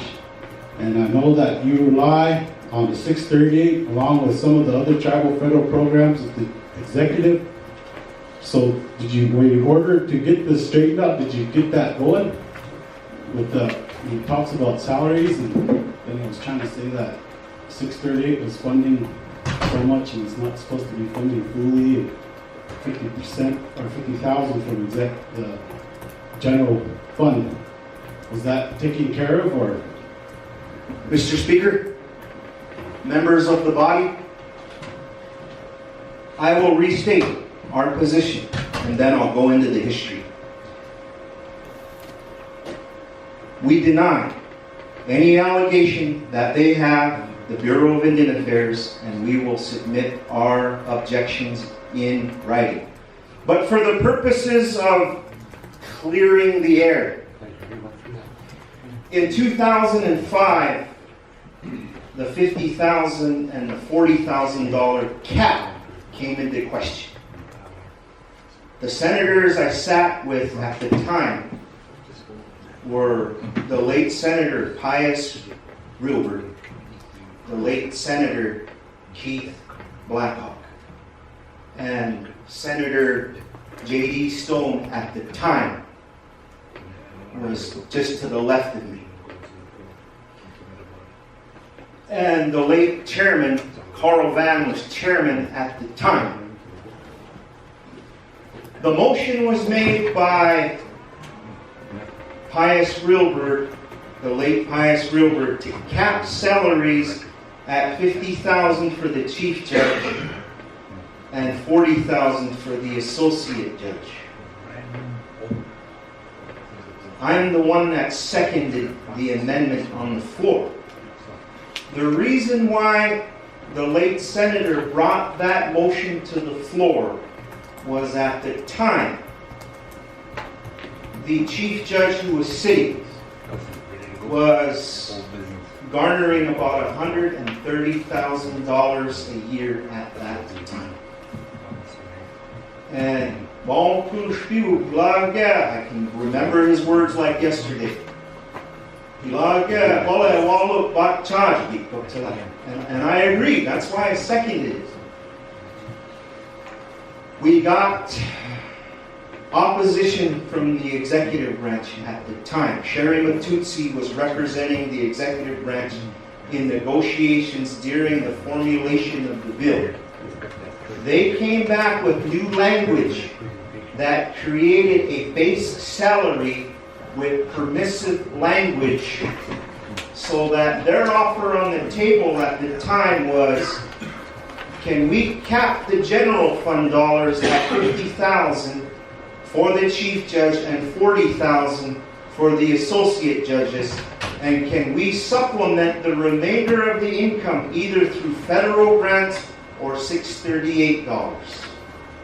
And we agreed. As mover and as the one seconding the motion, we agreed. And that was the compromise on the floor. Well, let's move to Angela Russell. And I can get you documentation to prove this. The chief judge at the time, because of those negotiations and because of the way the law was passed on the floor, was that the chief judge set salary for herself at the time at $50,000, and she supplemented the remainder of the salary with $638. That was her practice. That was the interpretation that she made as a chief judge. Now, that goes to the issue, the former chief judge, Julie Yarlett, did the same thing. So when I stepped on board, I looked at past practice, and as a tribe, and as a judicial branch, and as a chief judge, and the authority granted to me under the budget where it says the chief judge sets salaries, and we interpreted the language of the $50,000 and $40,000 to apply to the general fund, and the supplemented income would come from $638 or other federal funding. We determined that internally as a branch of government. Now, the Bureau of Indian Affairs is trying to interpret law for us. Mr. Speaker, if you would indulge me, I'd like to say that the state of Montana or Congress, okay, if we're acting as a government, if we're the Otsauliga Nation, the state of Montana and Congress, the United States of America, interpret the law through an AG's opinion if the law exists or don't exist. If a court case has not defined or interpreted the law under the judicial branch of government. Currently, the Otsauliga Nation does not have an AG's opinion. Currently, the law has not been challenged by a petition in the tribal court by an interested party or a party that has standing. There's no case law that interprets it. The AG doesn't interpret it. So, in order to function as a government, we will, in order to uphold jurisdiction and sovereignty, we will determine for ourselves what the law means. The Bureau of Indian Affairs right now, let me add this dynamic, Mr. Speaker. Because we held their social workers accountable. We demanded in a court order, in several court orders, that they uphold the CFR by visiting our children that are in their care and custody every 30 days. In the initial response we got from the Bureau of Indian Affairs, they were defiant. They threatened federal court action. They threatened the former juvenile presenter. They called the tribal court. We had a solicitor call and tell us, who the hell do you think you are as a tribal court believer? They said that to the court administrator. They said that to the juvenile presenter. Excuse the language, but those are the words that the solicitor used, calling us, trying to manipulate what we do as a tribal court. And when we said, if you don't show up for hearing, we're going to issue a warrant. And at the time, the regional office was defiant. You can't issue an order if we decide not to show. You don't have jurisdiction over us. I'll get with you. At the time, we were only as strong as the chairman at the time. At the time, I requested executive legal assistance beyond the juvenile presenter. I requested assistance from the executive elected. I received no response. So at the time, we withdrew the order to show cause, which prevented a warrant to be for that warrant to be issued. Let me give you another example. When I first got there in 2013, I had a hearing. The social worker testified, and I can get you a copy of the tape. The social worker testified, we've had this 17-year-old girl in our care and custody since she was 8 years old. And we haven't seen her in like 8 months. And we don't know where she's at. And I demanded action. That was a Monday. I said, I'm going to set a hearing Wednesday. And I want that child before the court, and I want a placement. Oh, one of her comments was, she's living with her boyfriend and we're doing transitional living services for her. But we really don't know where she lives with her boyfriend somewhere. We contact her by phone and we meet her at regional or something. I demanded placement. You have the responsibility as the BIA to care for our children. So we raised the bar. We not only raised the bar for BIA social services and their defiance, we were still not giving up. The BIA law enforcement, we've demanded that their detention facility be up to speed and they bring our tribal membership home. And their names were mentioned before the Senate Select Committee on Indian Affairs.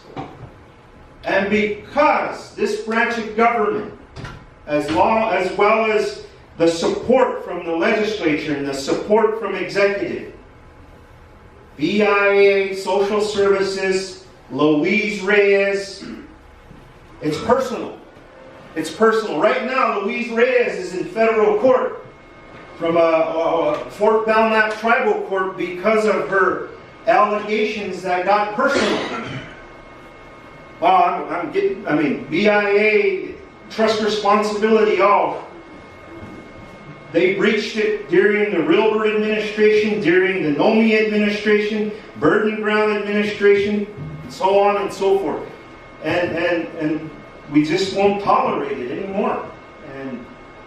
But anyway, to answer your question, Senator, we've made a determination as a branch of government.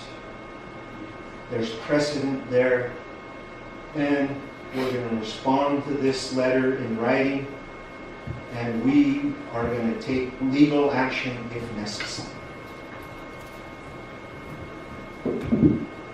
Thank you, Chief Judge Brandon. Thank you, Mr. Speaker.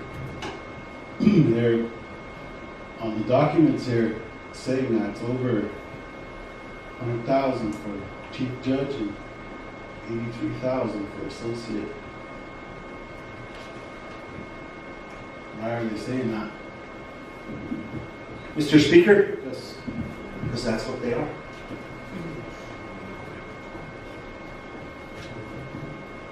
So, these findings, did you iron them out and get them situated? Mr. Speaker? We're going to write a letter responding, denying any and all allegations. Thank you. I just wanted to address this because, it's my job as a senator. Sure. Something shows up on my desk, I'm gonna address it. Thank you. Betcha. With that, I got back to Tubby's question. Let me comment real quick on Tubby's question earlier on the removal process on what it states under the clock. I was just reading over some things and under 3-306 removal of a judge, like you mentioned. 2 petitions for removal of a tribal judge. It's actually going to come back to the body if that's the case once that judicial review, like you said, Speaker, maybe it's going to be the Chief Judge or the CEO, but then it comes back to the body for 2/3 majority vote. So just kind of give you guys a heads up on that. It's in the process. So term recognizes Chief Judge and we'll go to the real good. A very good point, Mr. Speaker. If I could, it brings back the importance of due process. Could I explain? Yes. Ilaga, Iwakis Gandhi. There's been heinous crime that has happened on the Crow Reservation, which Balak was in the last year or 2. I feel bad. My condolences to the families. And during the course of, I hate to say it, Mr. Speaker, political campaigns in the last year, the judicial branch of government was part of a firestorm of allegations. Some of those allegations were, the tribal court ain't doing anything.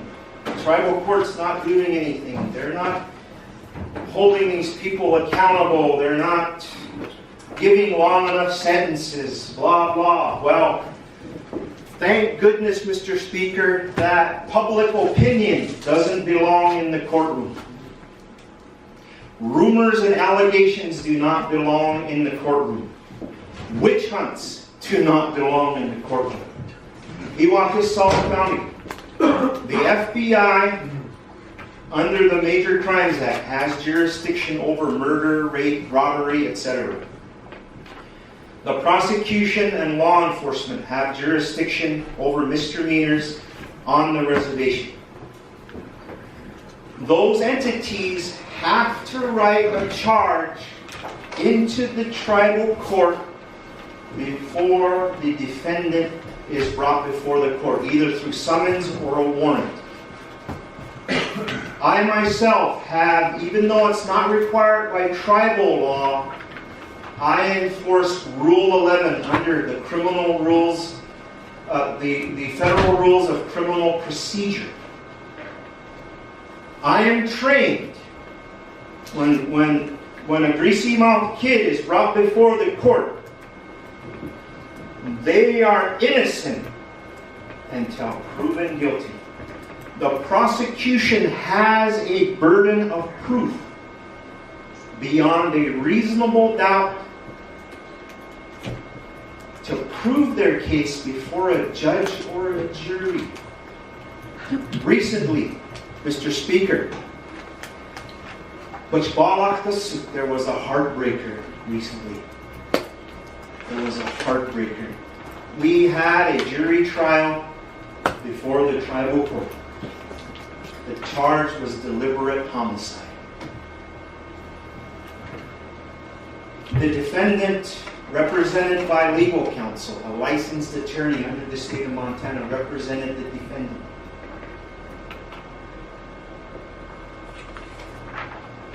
And we had a jury trial.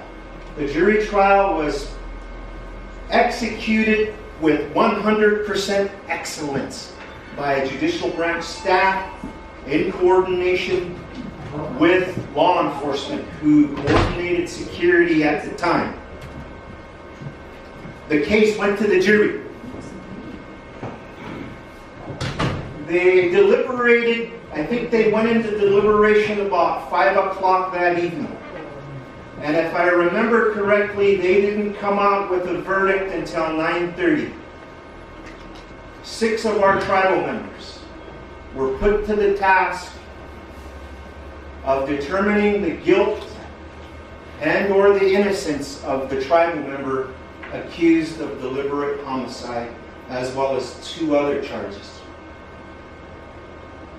And because one side of the courtroom was the victim's family, the other side of the courtroom was the defendant's family.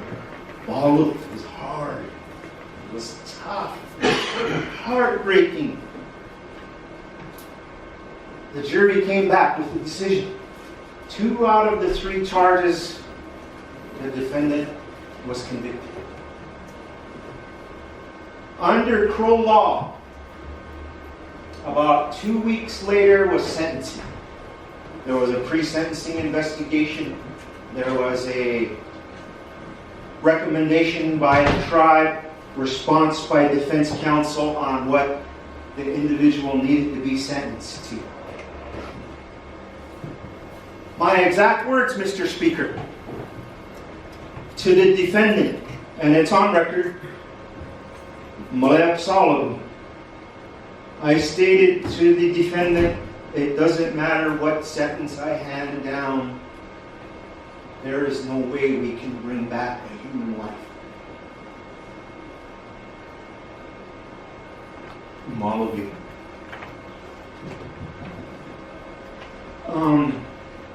Recently, there was a defendant that a year or 2 ago that was convicted before a judge on the charge of, I think, manslaughter.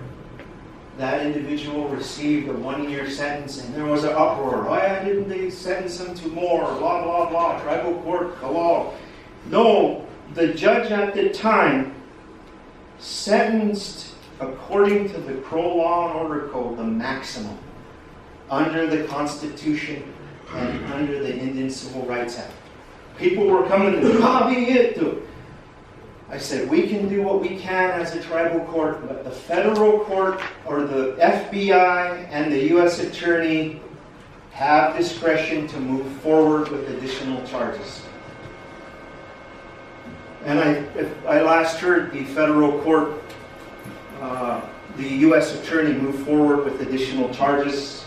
That's up to them what they do. It's out of our hands. So, we do what we can under the scope of law.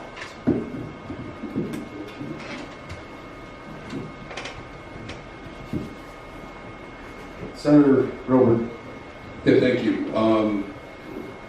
Thank you for all the information. I was just going to express that the Crow legislature in the April session within the budget committee, and then they approved the budget, authorized you, as you requested, a couple account to transfer funds and fines into that account.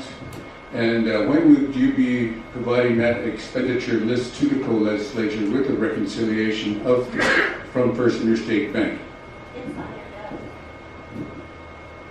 Mr. Speaker. First Interstate Bank? You want statements from First Interstate Bank? Right. Get it. Because when I was a finance chair, I did receive verbal confirmation from Luis Reyes, Delacorp, and Joel and Cree that that information needs to be taken a look at. And now it's something that the chairman of finance, something that you're going to have to take a look at and see what the issue is with the Groveland interface. Thank you. Can I answer that? Is she going to get a chance to come up after this? No, I got this. We're good. Good. Any information? Who's the finance chair? I'm sorry. Yeah. Senator Whitecloud over here. How soon can we get that? I can forward it right now. Right now? It was already, they never gave me the opportunity or told me that I needed to do that, but I had all of the information compiled, and the moment that they left our office, I had it done within that next morning, within like 2 hours. So I already sent it to the finance department, and then you'll also see an expenditure receipt or an expenditure kind of form in your packet that was already. Get that to the finance chair, get a copy to Senator Wilbur, a copy to the speaker and secretary. We'll do it. We've got nothing to hide. Thank you.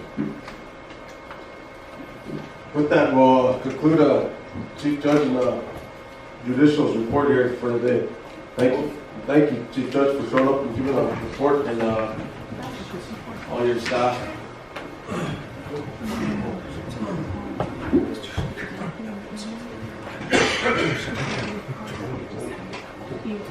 Happy New Year. And I believe next on the agenda is Senator Stoll. We had board of confirmation, board of nominations for managers, I believe, correct? And you wanna brief the body real quick on where you left off actually, Tubby? Then from what I got from our old business, I believe we might have to make some motions, and if we want to get that handled, bring it out on the floor right away. And I don't think it's been read in the record actually on the actual floor. So we'll put through the whole procedures on that. Okay.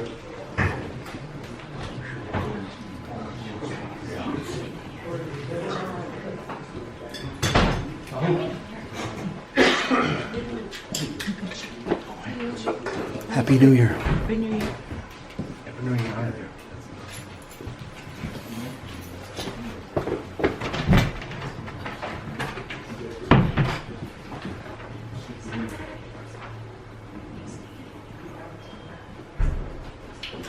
Okay, well, let's get this moving forward here. This is about confirming the Board of Managers on the Crow Construction LLC. We've been meeting on this for, shucks, a long time. It's been ready for a while, but we just haven't had quorum. So let's get this done and over with and get these boys down the road so they can take care of some business.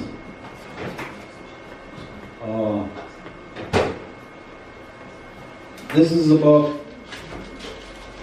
organizing a construction company from our enrolled members to go after businesses on the reservation and off the reservation, to capitalize on work that has been awarded off reservation and taken to jobs, to given first opportunity to boys from off the reservation. But we're trying to get it set so we as a nation can have first opportunities for everything that goes on within our borders. So we can go after our natural resources, so we can put our eligible young men to work who are qualified in certain areas of work, and get our employment up with what we have within our reservation. And this is kind of a brief of what this is about. In a little bit, I'm going to give JD the floor to show what it really is. But Put that Senator Stone, I'll stop you right there, because why don't you just go ahead and make a motion to bring it out of the I believe it's an old business in the LRs, and that way we can get on the floor, then we'll start going through the process, and there's a 30-minute presentation that you can take over from there. So make the motion to bring it out of old business. yeah, to make a motion to bring this LR number 18 dash has been yet to for the floor. Motion's on the floor to bring LR concerning the confirmation of the board of managers for Pronation Construction out of old business. Means LR. It is in your under your packet. So motion's on the floor. Can I get a second? Second by Senator Goodluck. Question by Senator Robert. Whereas on September 14, 2017, the Gaming and Tribal Business Enterprise Committee had confirmation hearing on worker pursuant to Rule 31 legislative legislative confirmation procedure and made recommendations for all 5 nominees by secret ballot vote, which resulted in official recommendation for confirmation by the full legislature. And whereas the full legislature on January 9th, 2018 voted to confirm all 5 of the above named nominations to the Board of Managers to the Pro Construction LLC. Now, therefore, let it be resolved by the Pro Tribal Legislature in special session. Section 1, confirmation of the Board of Managers and important. The following individuals are hereby confirmed by the Board of Managers and for the Crow Nation Construction Company, LLC, and shall exercise all duties and authorities in accordance with the Crow Tribal Law and applicable federal law, and shall provide quarterly reporting to the legislative branch with guidelines contained in LR 10-21 on entering oath of office.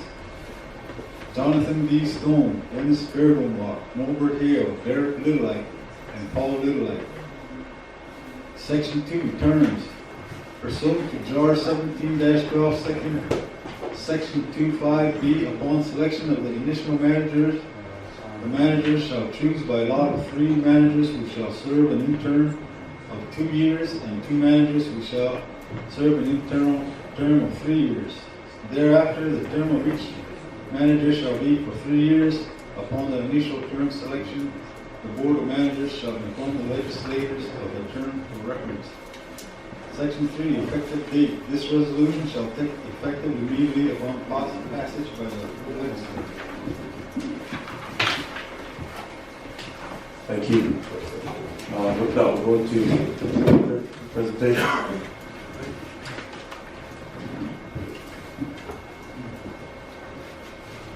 Okay. I'd like to have Jay come up and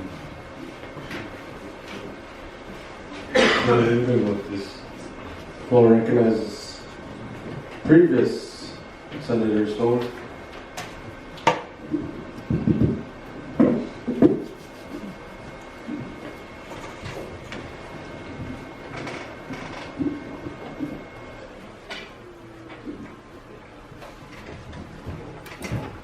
Thank you, Committee Chair, Speaker of the House, Secretary of the House, body members, membership. Before I say anything, Mr. Speaker, if it's okay, could I have the board potential members here have a seat at this table? Yes, you may. Dennis, Norbert, Derek, Paul.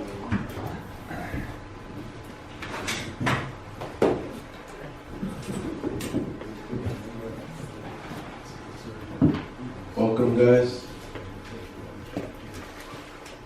Before we had the wolf pack, didn't we? Then what are these guys' names now? 18. Varsity. I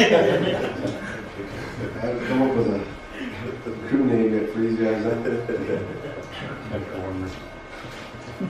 Okay. All right, now that everybody's seated, again, thank you for this opportunity to come before the body this afternoon. It's been, a long time in the making. This confirmation hearing, as mentioned by Senator Stone, we were in committee probably a couple months ago, and we had the subcommittee hearing, and at that time there was a vote amongst the committee that we move forward and come before the full body for confirmation. And at that time, the majority was in favor of all of us moving forward to the full body for confirmation. And so that brings us to today. This item was introduced in April of 2017 for members of today's new membership. We've been here since that time. And part of our vision representing the executive is to, one was to look at the jobs that are currently coming on the reservation that are basically slipping through our hands as a tribe. Talking with some of the membership in the committee and members of the body, we had like, I think last summer, an estimation of over 12 million came through the ProRes, and because there was no entity such as this in place to bid on these contracts, all that money went by under the bridge and it was lost, and it went to outside entities that are organized and that can bid on projects such as these, which are basically state contracts and federal contracts. And so we looked at that, we said, that's opportunity. And these times that we're in as a nation, and all we know, looking at the budget that was currently passed this year, 12.5 million, I think, in general fund, that's pretty low. And myself, as a former legislator, I think the lowest we ever approved in the budget was around 24 million in the general fund. That was under the Van administration, but 12 million is pretty small.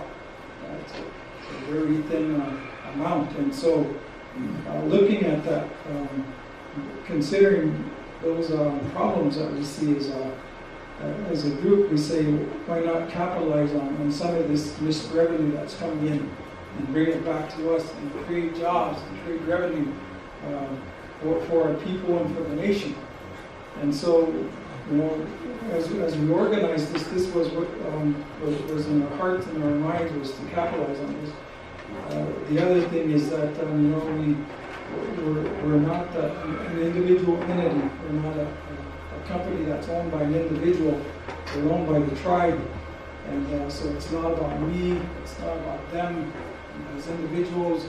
Bidding on a contract and taking money for our pockets. This is about bringing money back to the company and bringing money back to the tribe. As we get going, the revenue that's going to be generated will eventually come back to the general fund. Portions of it, some of it will be to sustain us as a company and create a payroll for jobs and opportunities for members of the tribe. Over the course of the summer, including that, we bid on 2 projects. One was the Shack Ranch. Former CEO at that time, Paul Lillite, awarded us a contract that if the tribe didn't get on it by June 1st, we would have been having to pay a fine of $25,000, I think, for missing it. It was like 3 years in the making, and the tribe never moved on it. So when we organized and we came into being, they asked us to take it on, and we did, and we were successful. Norbert, Derek, myself, we overseen it, and Norbert's a good hand. He was here every morning, and he was driving these boys pretty hard and making sure they were there on time and getting the job done. And we created roughly 20 to 25 jobs over the summer, $18 an hour and up. And it's a good deal. We weren't given any revenue by the tribe, capital investment. There was none.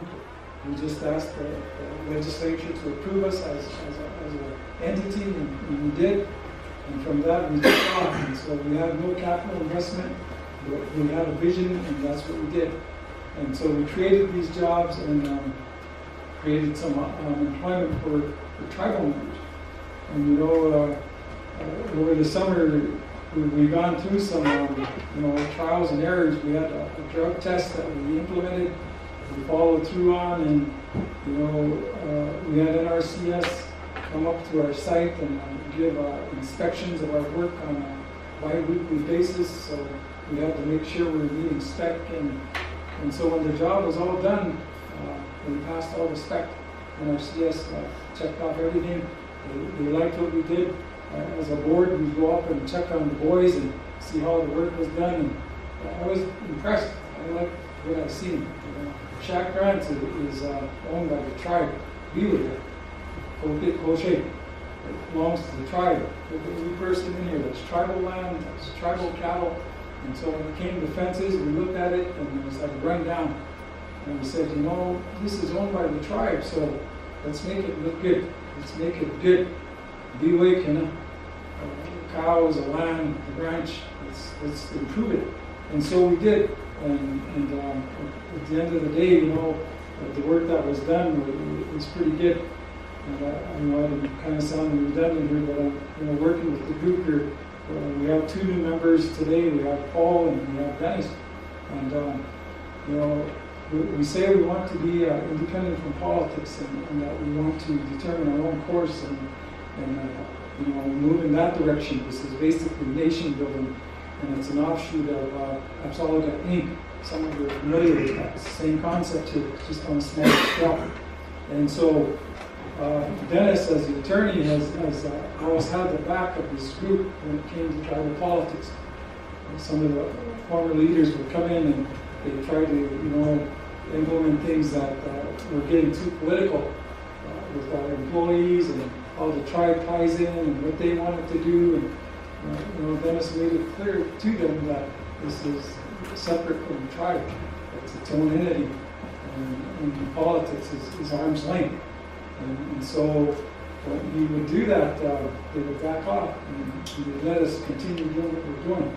And so from that perspective, you know, we got out to a good start, and we want to maintain that, and we want to continue moving in that direction. Some of the new members here today, we called a meeting about a month ago in Billings, and we invited everybody. Those that did make it, you know, we appreciate your time and your effort to be there. We introduced you to a group called Flintco. Flintco is a large company. They're out of St. Louis. They want to work with us as a company. So it's not only for individuals, it's for entities that are subcontractors currently doing work on the reservation today. And so that's what we're looking at. And so we want it so that everybody benefits. Individual tribal members, tribal subcontractors, anybody that wants to be involved basically. And so that wants a job, that wants to improve themselves, there's opportunities here. And so that's what we see as a group, is that if we don't move, there's another missed opportunity. This money that will come back is general fund money. In the end, will come back to you guys for approval, how we can put it into the budget, how we want to, you know, extend it and budget it. You'll be in that process as well. So with that, Mr. Speaker, I'll yield to this more time. If I have any left, to another one of my members. 16 minutes, I guess. Okay. Yep. Paul, Robert, Dennis. You guys good? Okay. Sure. With that, we'll turn back the floor to the House. Thank you for allowing me to present and provide the information that I have again. Thank you, Mr. Speaker and members. Yeah, we'll get to the question portion, so Senator Hogan. But at this time, if there's senators, if there's 30 minutes, you still got 16 minutes left. You got anyone else? If not, we'll go to your. All right, that's kind of a. All right, we got one more. We got Mr. Well recognizes Mr. Lillette. Paul Lillette. Thank you, Senators. Thank you, Speaker. I just wanted to say that we've kind of been going through this process for the past 6 months, following the protocol and procedures to get confirmed. And I agree with JD that if we don't act now, we could miss out on all these opportunities. And so I'm proud of this board and what we do, and we're a team. We make decisions together. We have a devil's advocate. You got Norbert, he's a construction guy. You got Derek, he's a master Jedi. And we got Dennis, he's a Padawan, but he's learning. And myself, so we've been working on this pretty hard. We've had some success, and I just wanted to let you know that we've been following all the proper procedures and policies of the legislative branch and the law and order code to get confirmed. And so I just wanted to mention that. Thank you, Paul. Senator Stone, anyone else? Okay, you good? You boys good? Need to say anything? Okay, thank you. That's it on the 30-minute presentation. We'll go to, this was designated, initially it was designated to gaming and enterprises, but if I'm correct, they turned it over to economic development but after the confirmation process, correct? Okay, so that's why economic development, you see some language in there referring to gaming and enterprises, but it was forwarded on to economic development, and Senator Stone took in charge of it. So with that, we'll go to your Senator Stone and for your committee recommendation. Motion to put it on the floor. Did you get a committee recommendation? Yeah, we had a committee recommendation that was September 14th, 2017. I think it was 14-0 for the floor. Okay, so with that 13-0 for a committee recommendation for approval. Now that moves us into debate. Floor is open for debate. Senator Goodluck. Now this is where you can ask your questions. Thank you, Mr. Speaker, guests, members of the body, Construction LLC. One of the things I would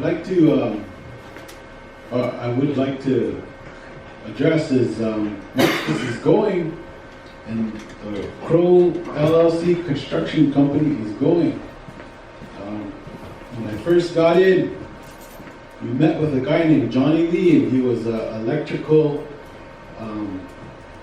he was an electrician, and he wanted to bring services from this, from the, how would you say it, the union that he was from, and he wanted to provide services, and he wanted to work with the Crow tribe. And it was too bad that those services, that it fell through the crack. And I would like to see, since we're starting our own Crow construction company, maybe you can get him on board with you so he can teach these Crows how to be electricians. Maybe there's services there to provide for your workers, like you got your fencing crew. Well, heck, they can become electricians too. That's an idea. Mr. Bear don't walk. That's an idea. If you can implement that in your company, because there's a lot of Crows there that, they just need that tool. And if we give them that tool, there's no reason for Crows to not go out and get jobs with your company or off the reservation and get companies, because, like I said, this is a good thing. I know you guys started from the ground up with no capital at all, right, JD? Right. And you start getting these contracts, and you guys you're proving yourselves. But that's an avenue you guys can take, because with your electrician jobs, there's jobs everywhere, So, like I said, that's an avenue. I'd like to see if you guys could go that way too for training for your employees. Thank you. Thank you, Senator Goodluck. We'll recognize Senator Hogan, and we'll go to Whitecliff. Thank you, Speaker, body. Yes. My big issue is subcontracting legal here on the reservation? No. Yes. Someone want to answer that? Dennis? Yes, subcontracting is legal depending on the terms of the contract, the general contract. But we have laws in place under the Workforce Protection Act and the Ontario regulations that address subcontracting. Okay. Because from experience, I don't agree with subcontracting. Because in the end, they're there for themselves. I like to see the body do it themselves and bond themselves. I mean, you make more. You guys look like, I don't know what you guys are doing or what you're experiencing. I have no clue. But that's just my big issue with subcontracting. I didn't know if it was legal here or if it wasn't. Because if it is, it's going to open up a whole nother door, and you guys might get put on the back burner again. Just to give you guys a heads up. That's just my issue. Senator White.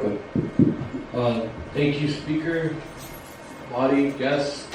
I just had some questions as far as employment. From how many people have you guys employed through the pro members employed through this construction season? And, this is kind of it's been in the works, and the whole reason behind it was that we wanted our crew members to be hired and working in all phases, from supervisor on down to laborers. I mean, we even seen it out here in the front while they're working on our sidewalk. A lot of them were non-crows until we said something, and they brought in a crow like a day here, a day there. That's how it was. And the whole idea behind this was so that our crew members can get training, employment, and from supervisor on down. And so my question is, how many crew members have you guys employed? Just rough estimate through the season here.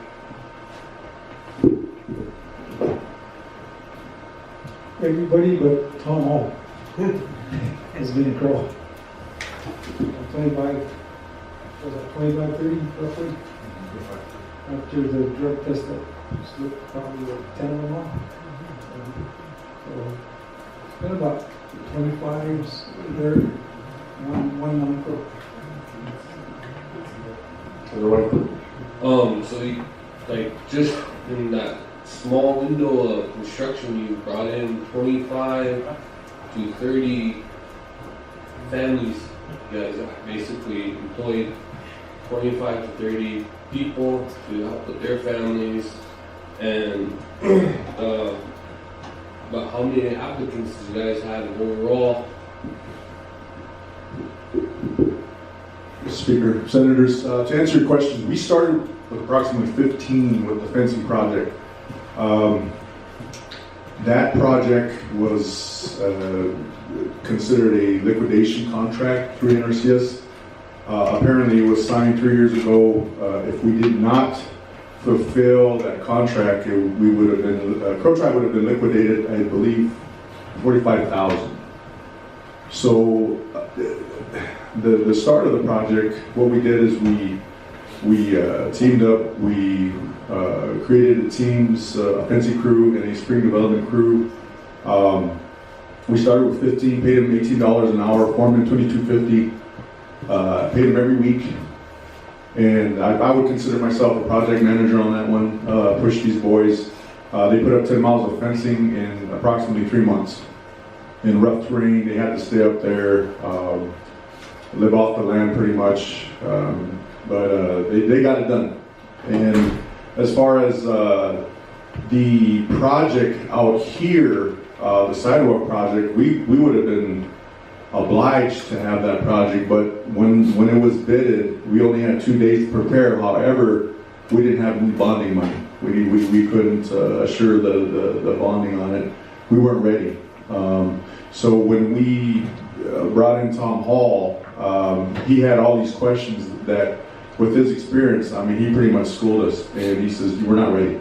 Let's find something else. So, to answer your question.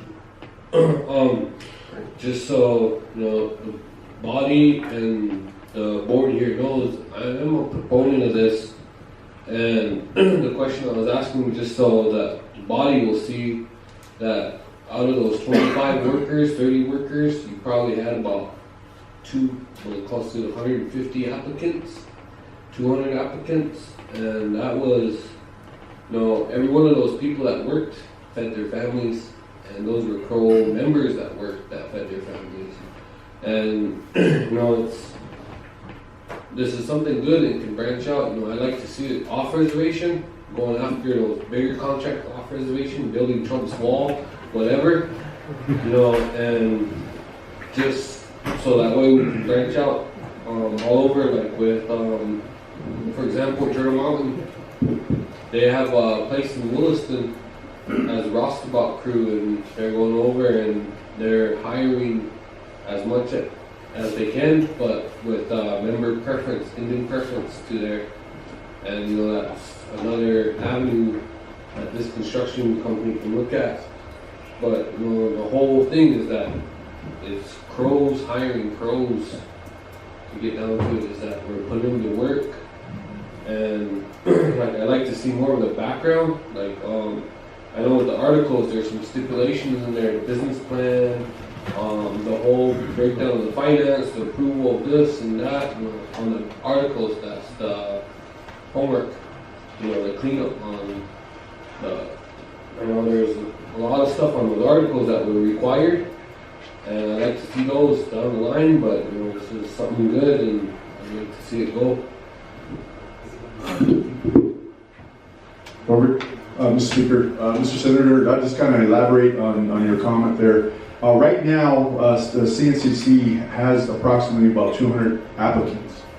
When we first started, there was a massive exodus of hungry crows willing to work. Okay, I'd say about 50% of them are laborers. I mean, you have heavy equipment experience. I am more of a vertical builder. I am still a union carpenter out of Albuquerque, 17 years. I enjoy building. I truly miss it. But I was furloughed a while back, for about 2 weeks. I called a union carpenter here, but for me, I would have to go to Seattle. That's where they wanted me. That's where the need is. But to, again, elaborate on Senator Goodluck's comments in question, training with Flintco coming on board and bringing in the experts and showing us the ways, in a sense, with the trades. When I came here, I think there's only like one true electrician, and maybe some of you can correct me if I'm wrong. Do you have it?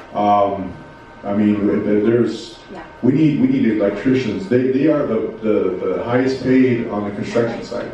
Okay, we need electricians. We need drywallers. We need finishers. I mean, we need homes. I mean, this is basically an innovative business idea to create a much stronger infrastructure for Crow Nation, in a sense, if that makes sense. But right now, we are in the planning stages right now. It is winter, and of course you know that, Senator Whiteclay. And so we have about 200 plus applicants sitting there waiting to find some work, waiting to feed their families. So, but that's enough. Senator Whiteclay. Talking about training.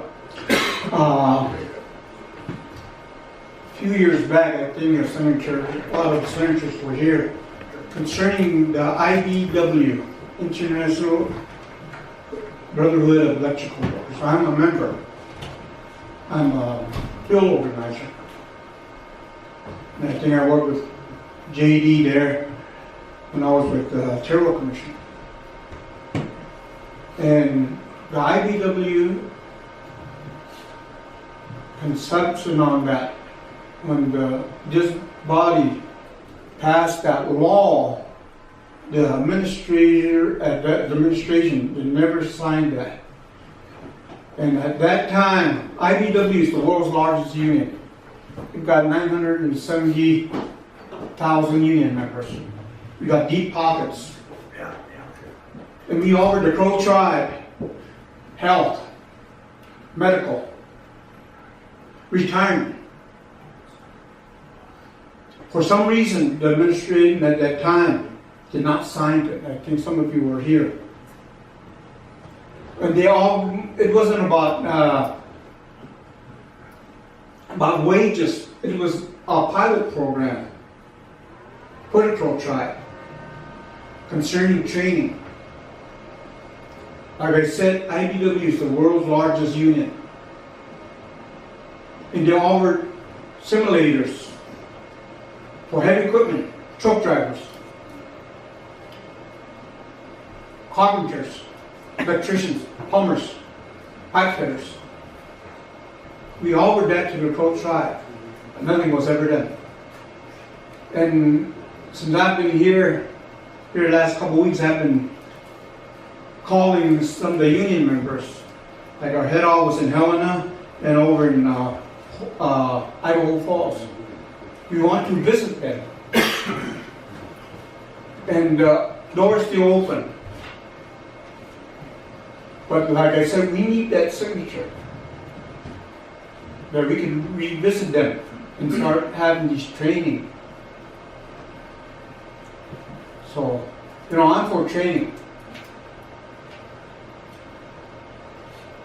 And my job as senator is to provide jobs, provide income for our people. So, I think this body should entertain on that bill that they passed here 3 or 4 or 5 years ago, about 6 years ago, I think. I think Senator, the Speaker of the House was working at, that was the Senator at that time, but I think we should visit that so that we could offer training for the project, these managers here for this Pro Construction LLC, good training ground. Oh. Thank you. Senator Wilbur. Thank you, sir.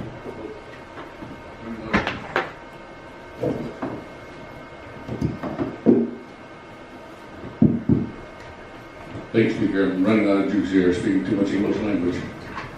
So based on that information, just like to say I'm a proponent of this, and I think we need to get the show on the road and start voting. And man, I know that they've been waiting a long time. And since September, April, hey, that's a long time. It turned into petrified wood pretty quick. So based on that, I was just going to say that this is a nation-building approach. And at the time I worked at Executive, and J.D. Stone was over here, and we worked with the National Commission of Uniform State Laws and the Harvard Project, and we hammered this out. And one of the things that the legislature have all talked about here, Senator Hogan expressed, he expressed that no subcontracting and everything like that, and then Senator Whiteley over there, Frank Whiteley, expressed we need to maintain Indian preference, Crow preference, and then the other Senator Whiteley expressed training and everything like that. Within the tribal LLC, there's a operating agreement where there's checks and balances between the legislature and executive, because this is a tribal asset, this is a tribal entity, and this is a tribal organization owned by the enrolled membership. And so based on that information is within the operating agreement, training and things like that, and all those information that you expressed. We sat here until almost 12 o'clock hammering that out. And then, Councilor Bergen left us, and we talked about that too, remember? And anyways, you come back and we straightened out a few things. Isn't that right, Councilor Bergen? Yeah, we straightened out those. And so anyways, now it's all good. And so we just hammer away at this, and I think it's, make some millions for Crow Indians and jobs. Hope. All right, thank you. Senator Stone. Thank you. Body. A motion to cease debate. Motion to waive second reading and go into final roll call vote. Motion's on the floor. Cease debate, waive second reading, move on to final roll call vote. Second by Senator Goodluck. Any question?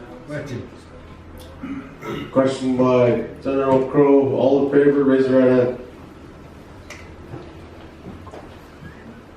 Oh, wait. How much is that? 13, got it. All right, moves us to final roll call vote, starting with Black Lodge, White Clay.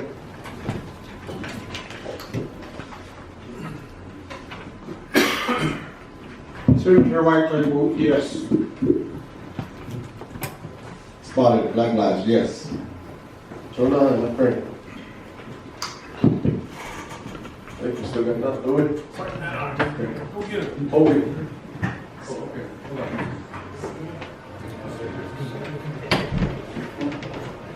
There's that, Norm. We'll get Frank. You got 13? Four? Okay. Keep it going.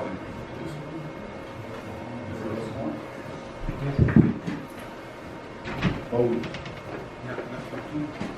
just need oh, yes. Right there. Let's go to you, yes. I'll go back to Frank here real quick. Black Lodge, yes. Oh, I have it. 6. Yeah, Tom Rogers, yes. Alfred Bighorn, yes. Smaller doors, big one, yes.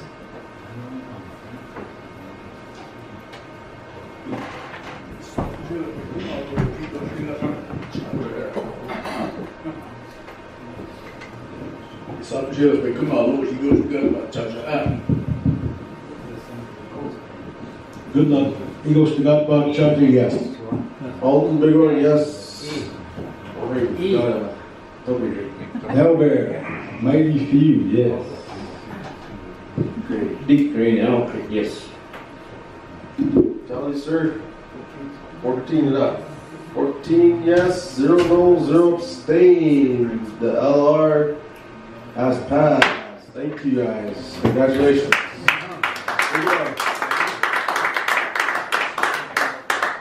Big luck. What do we got? Oh, we need to swear them in? Swear them in. We need to swear you guys in, but one more last thing. I'm going for the room here. On the chair.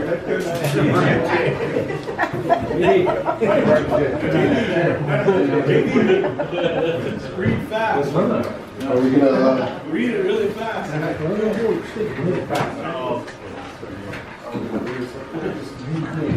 I just remember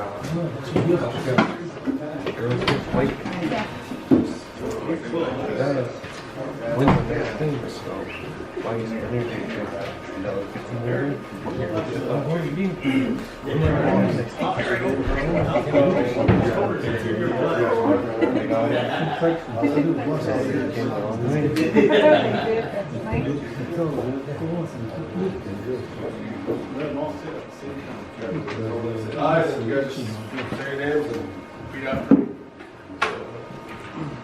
I do solemnly swear that I administer justice and do equal right without respect to persons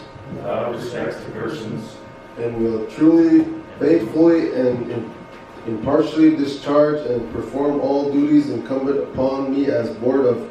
Jeez, I better stop somewhere there. Huh? let's go. And will be truly, and will truly, faithfully and impartially discharge and perform all duties incumbent upon me as a board of manager for Crow Nation Construction Company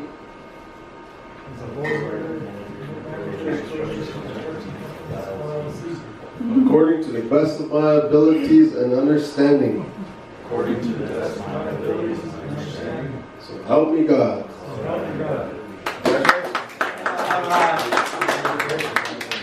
Finally got it done.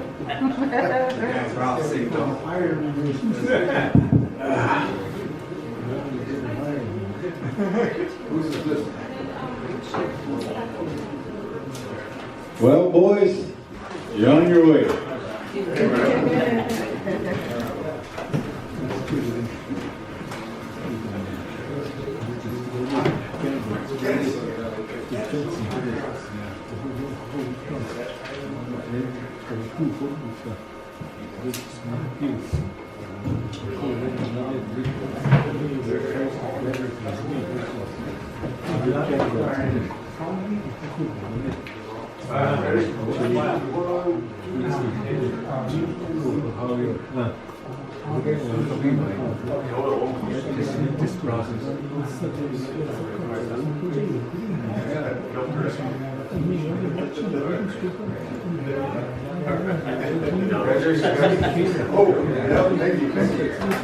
Thank you for practicing.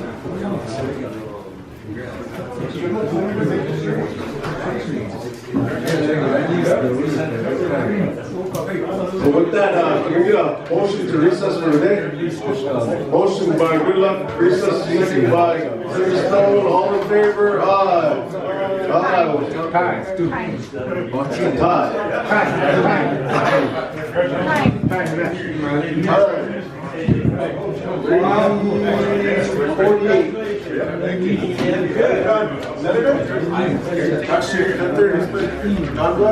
Yeah. Oh, no.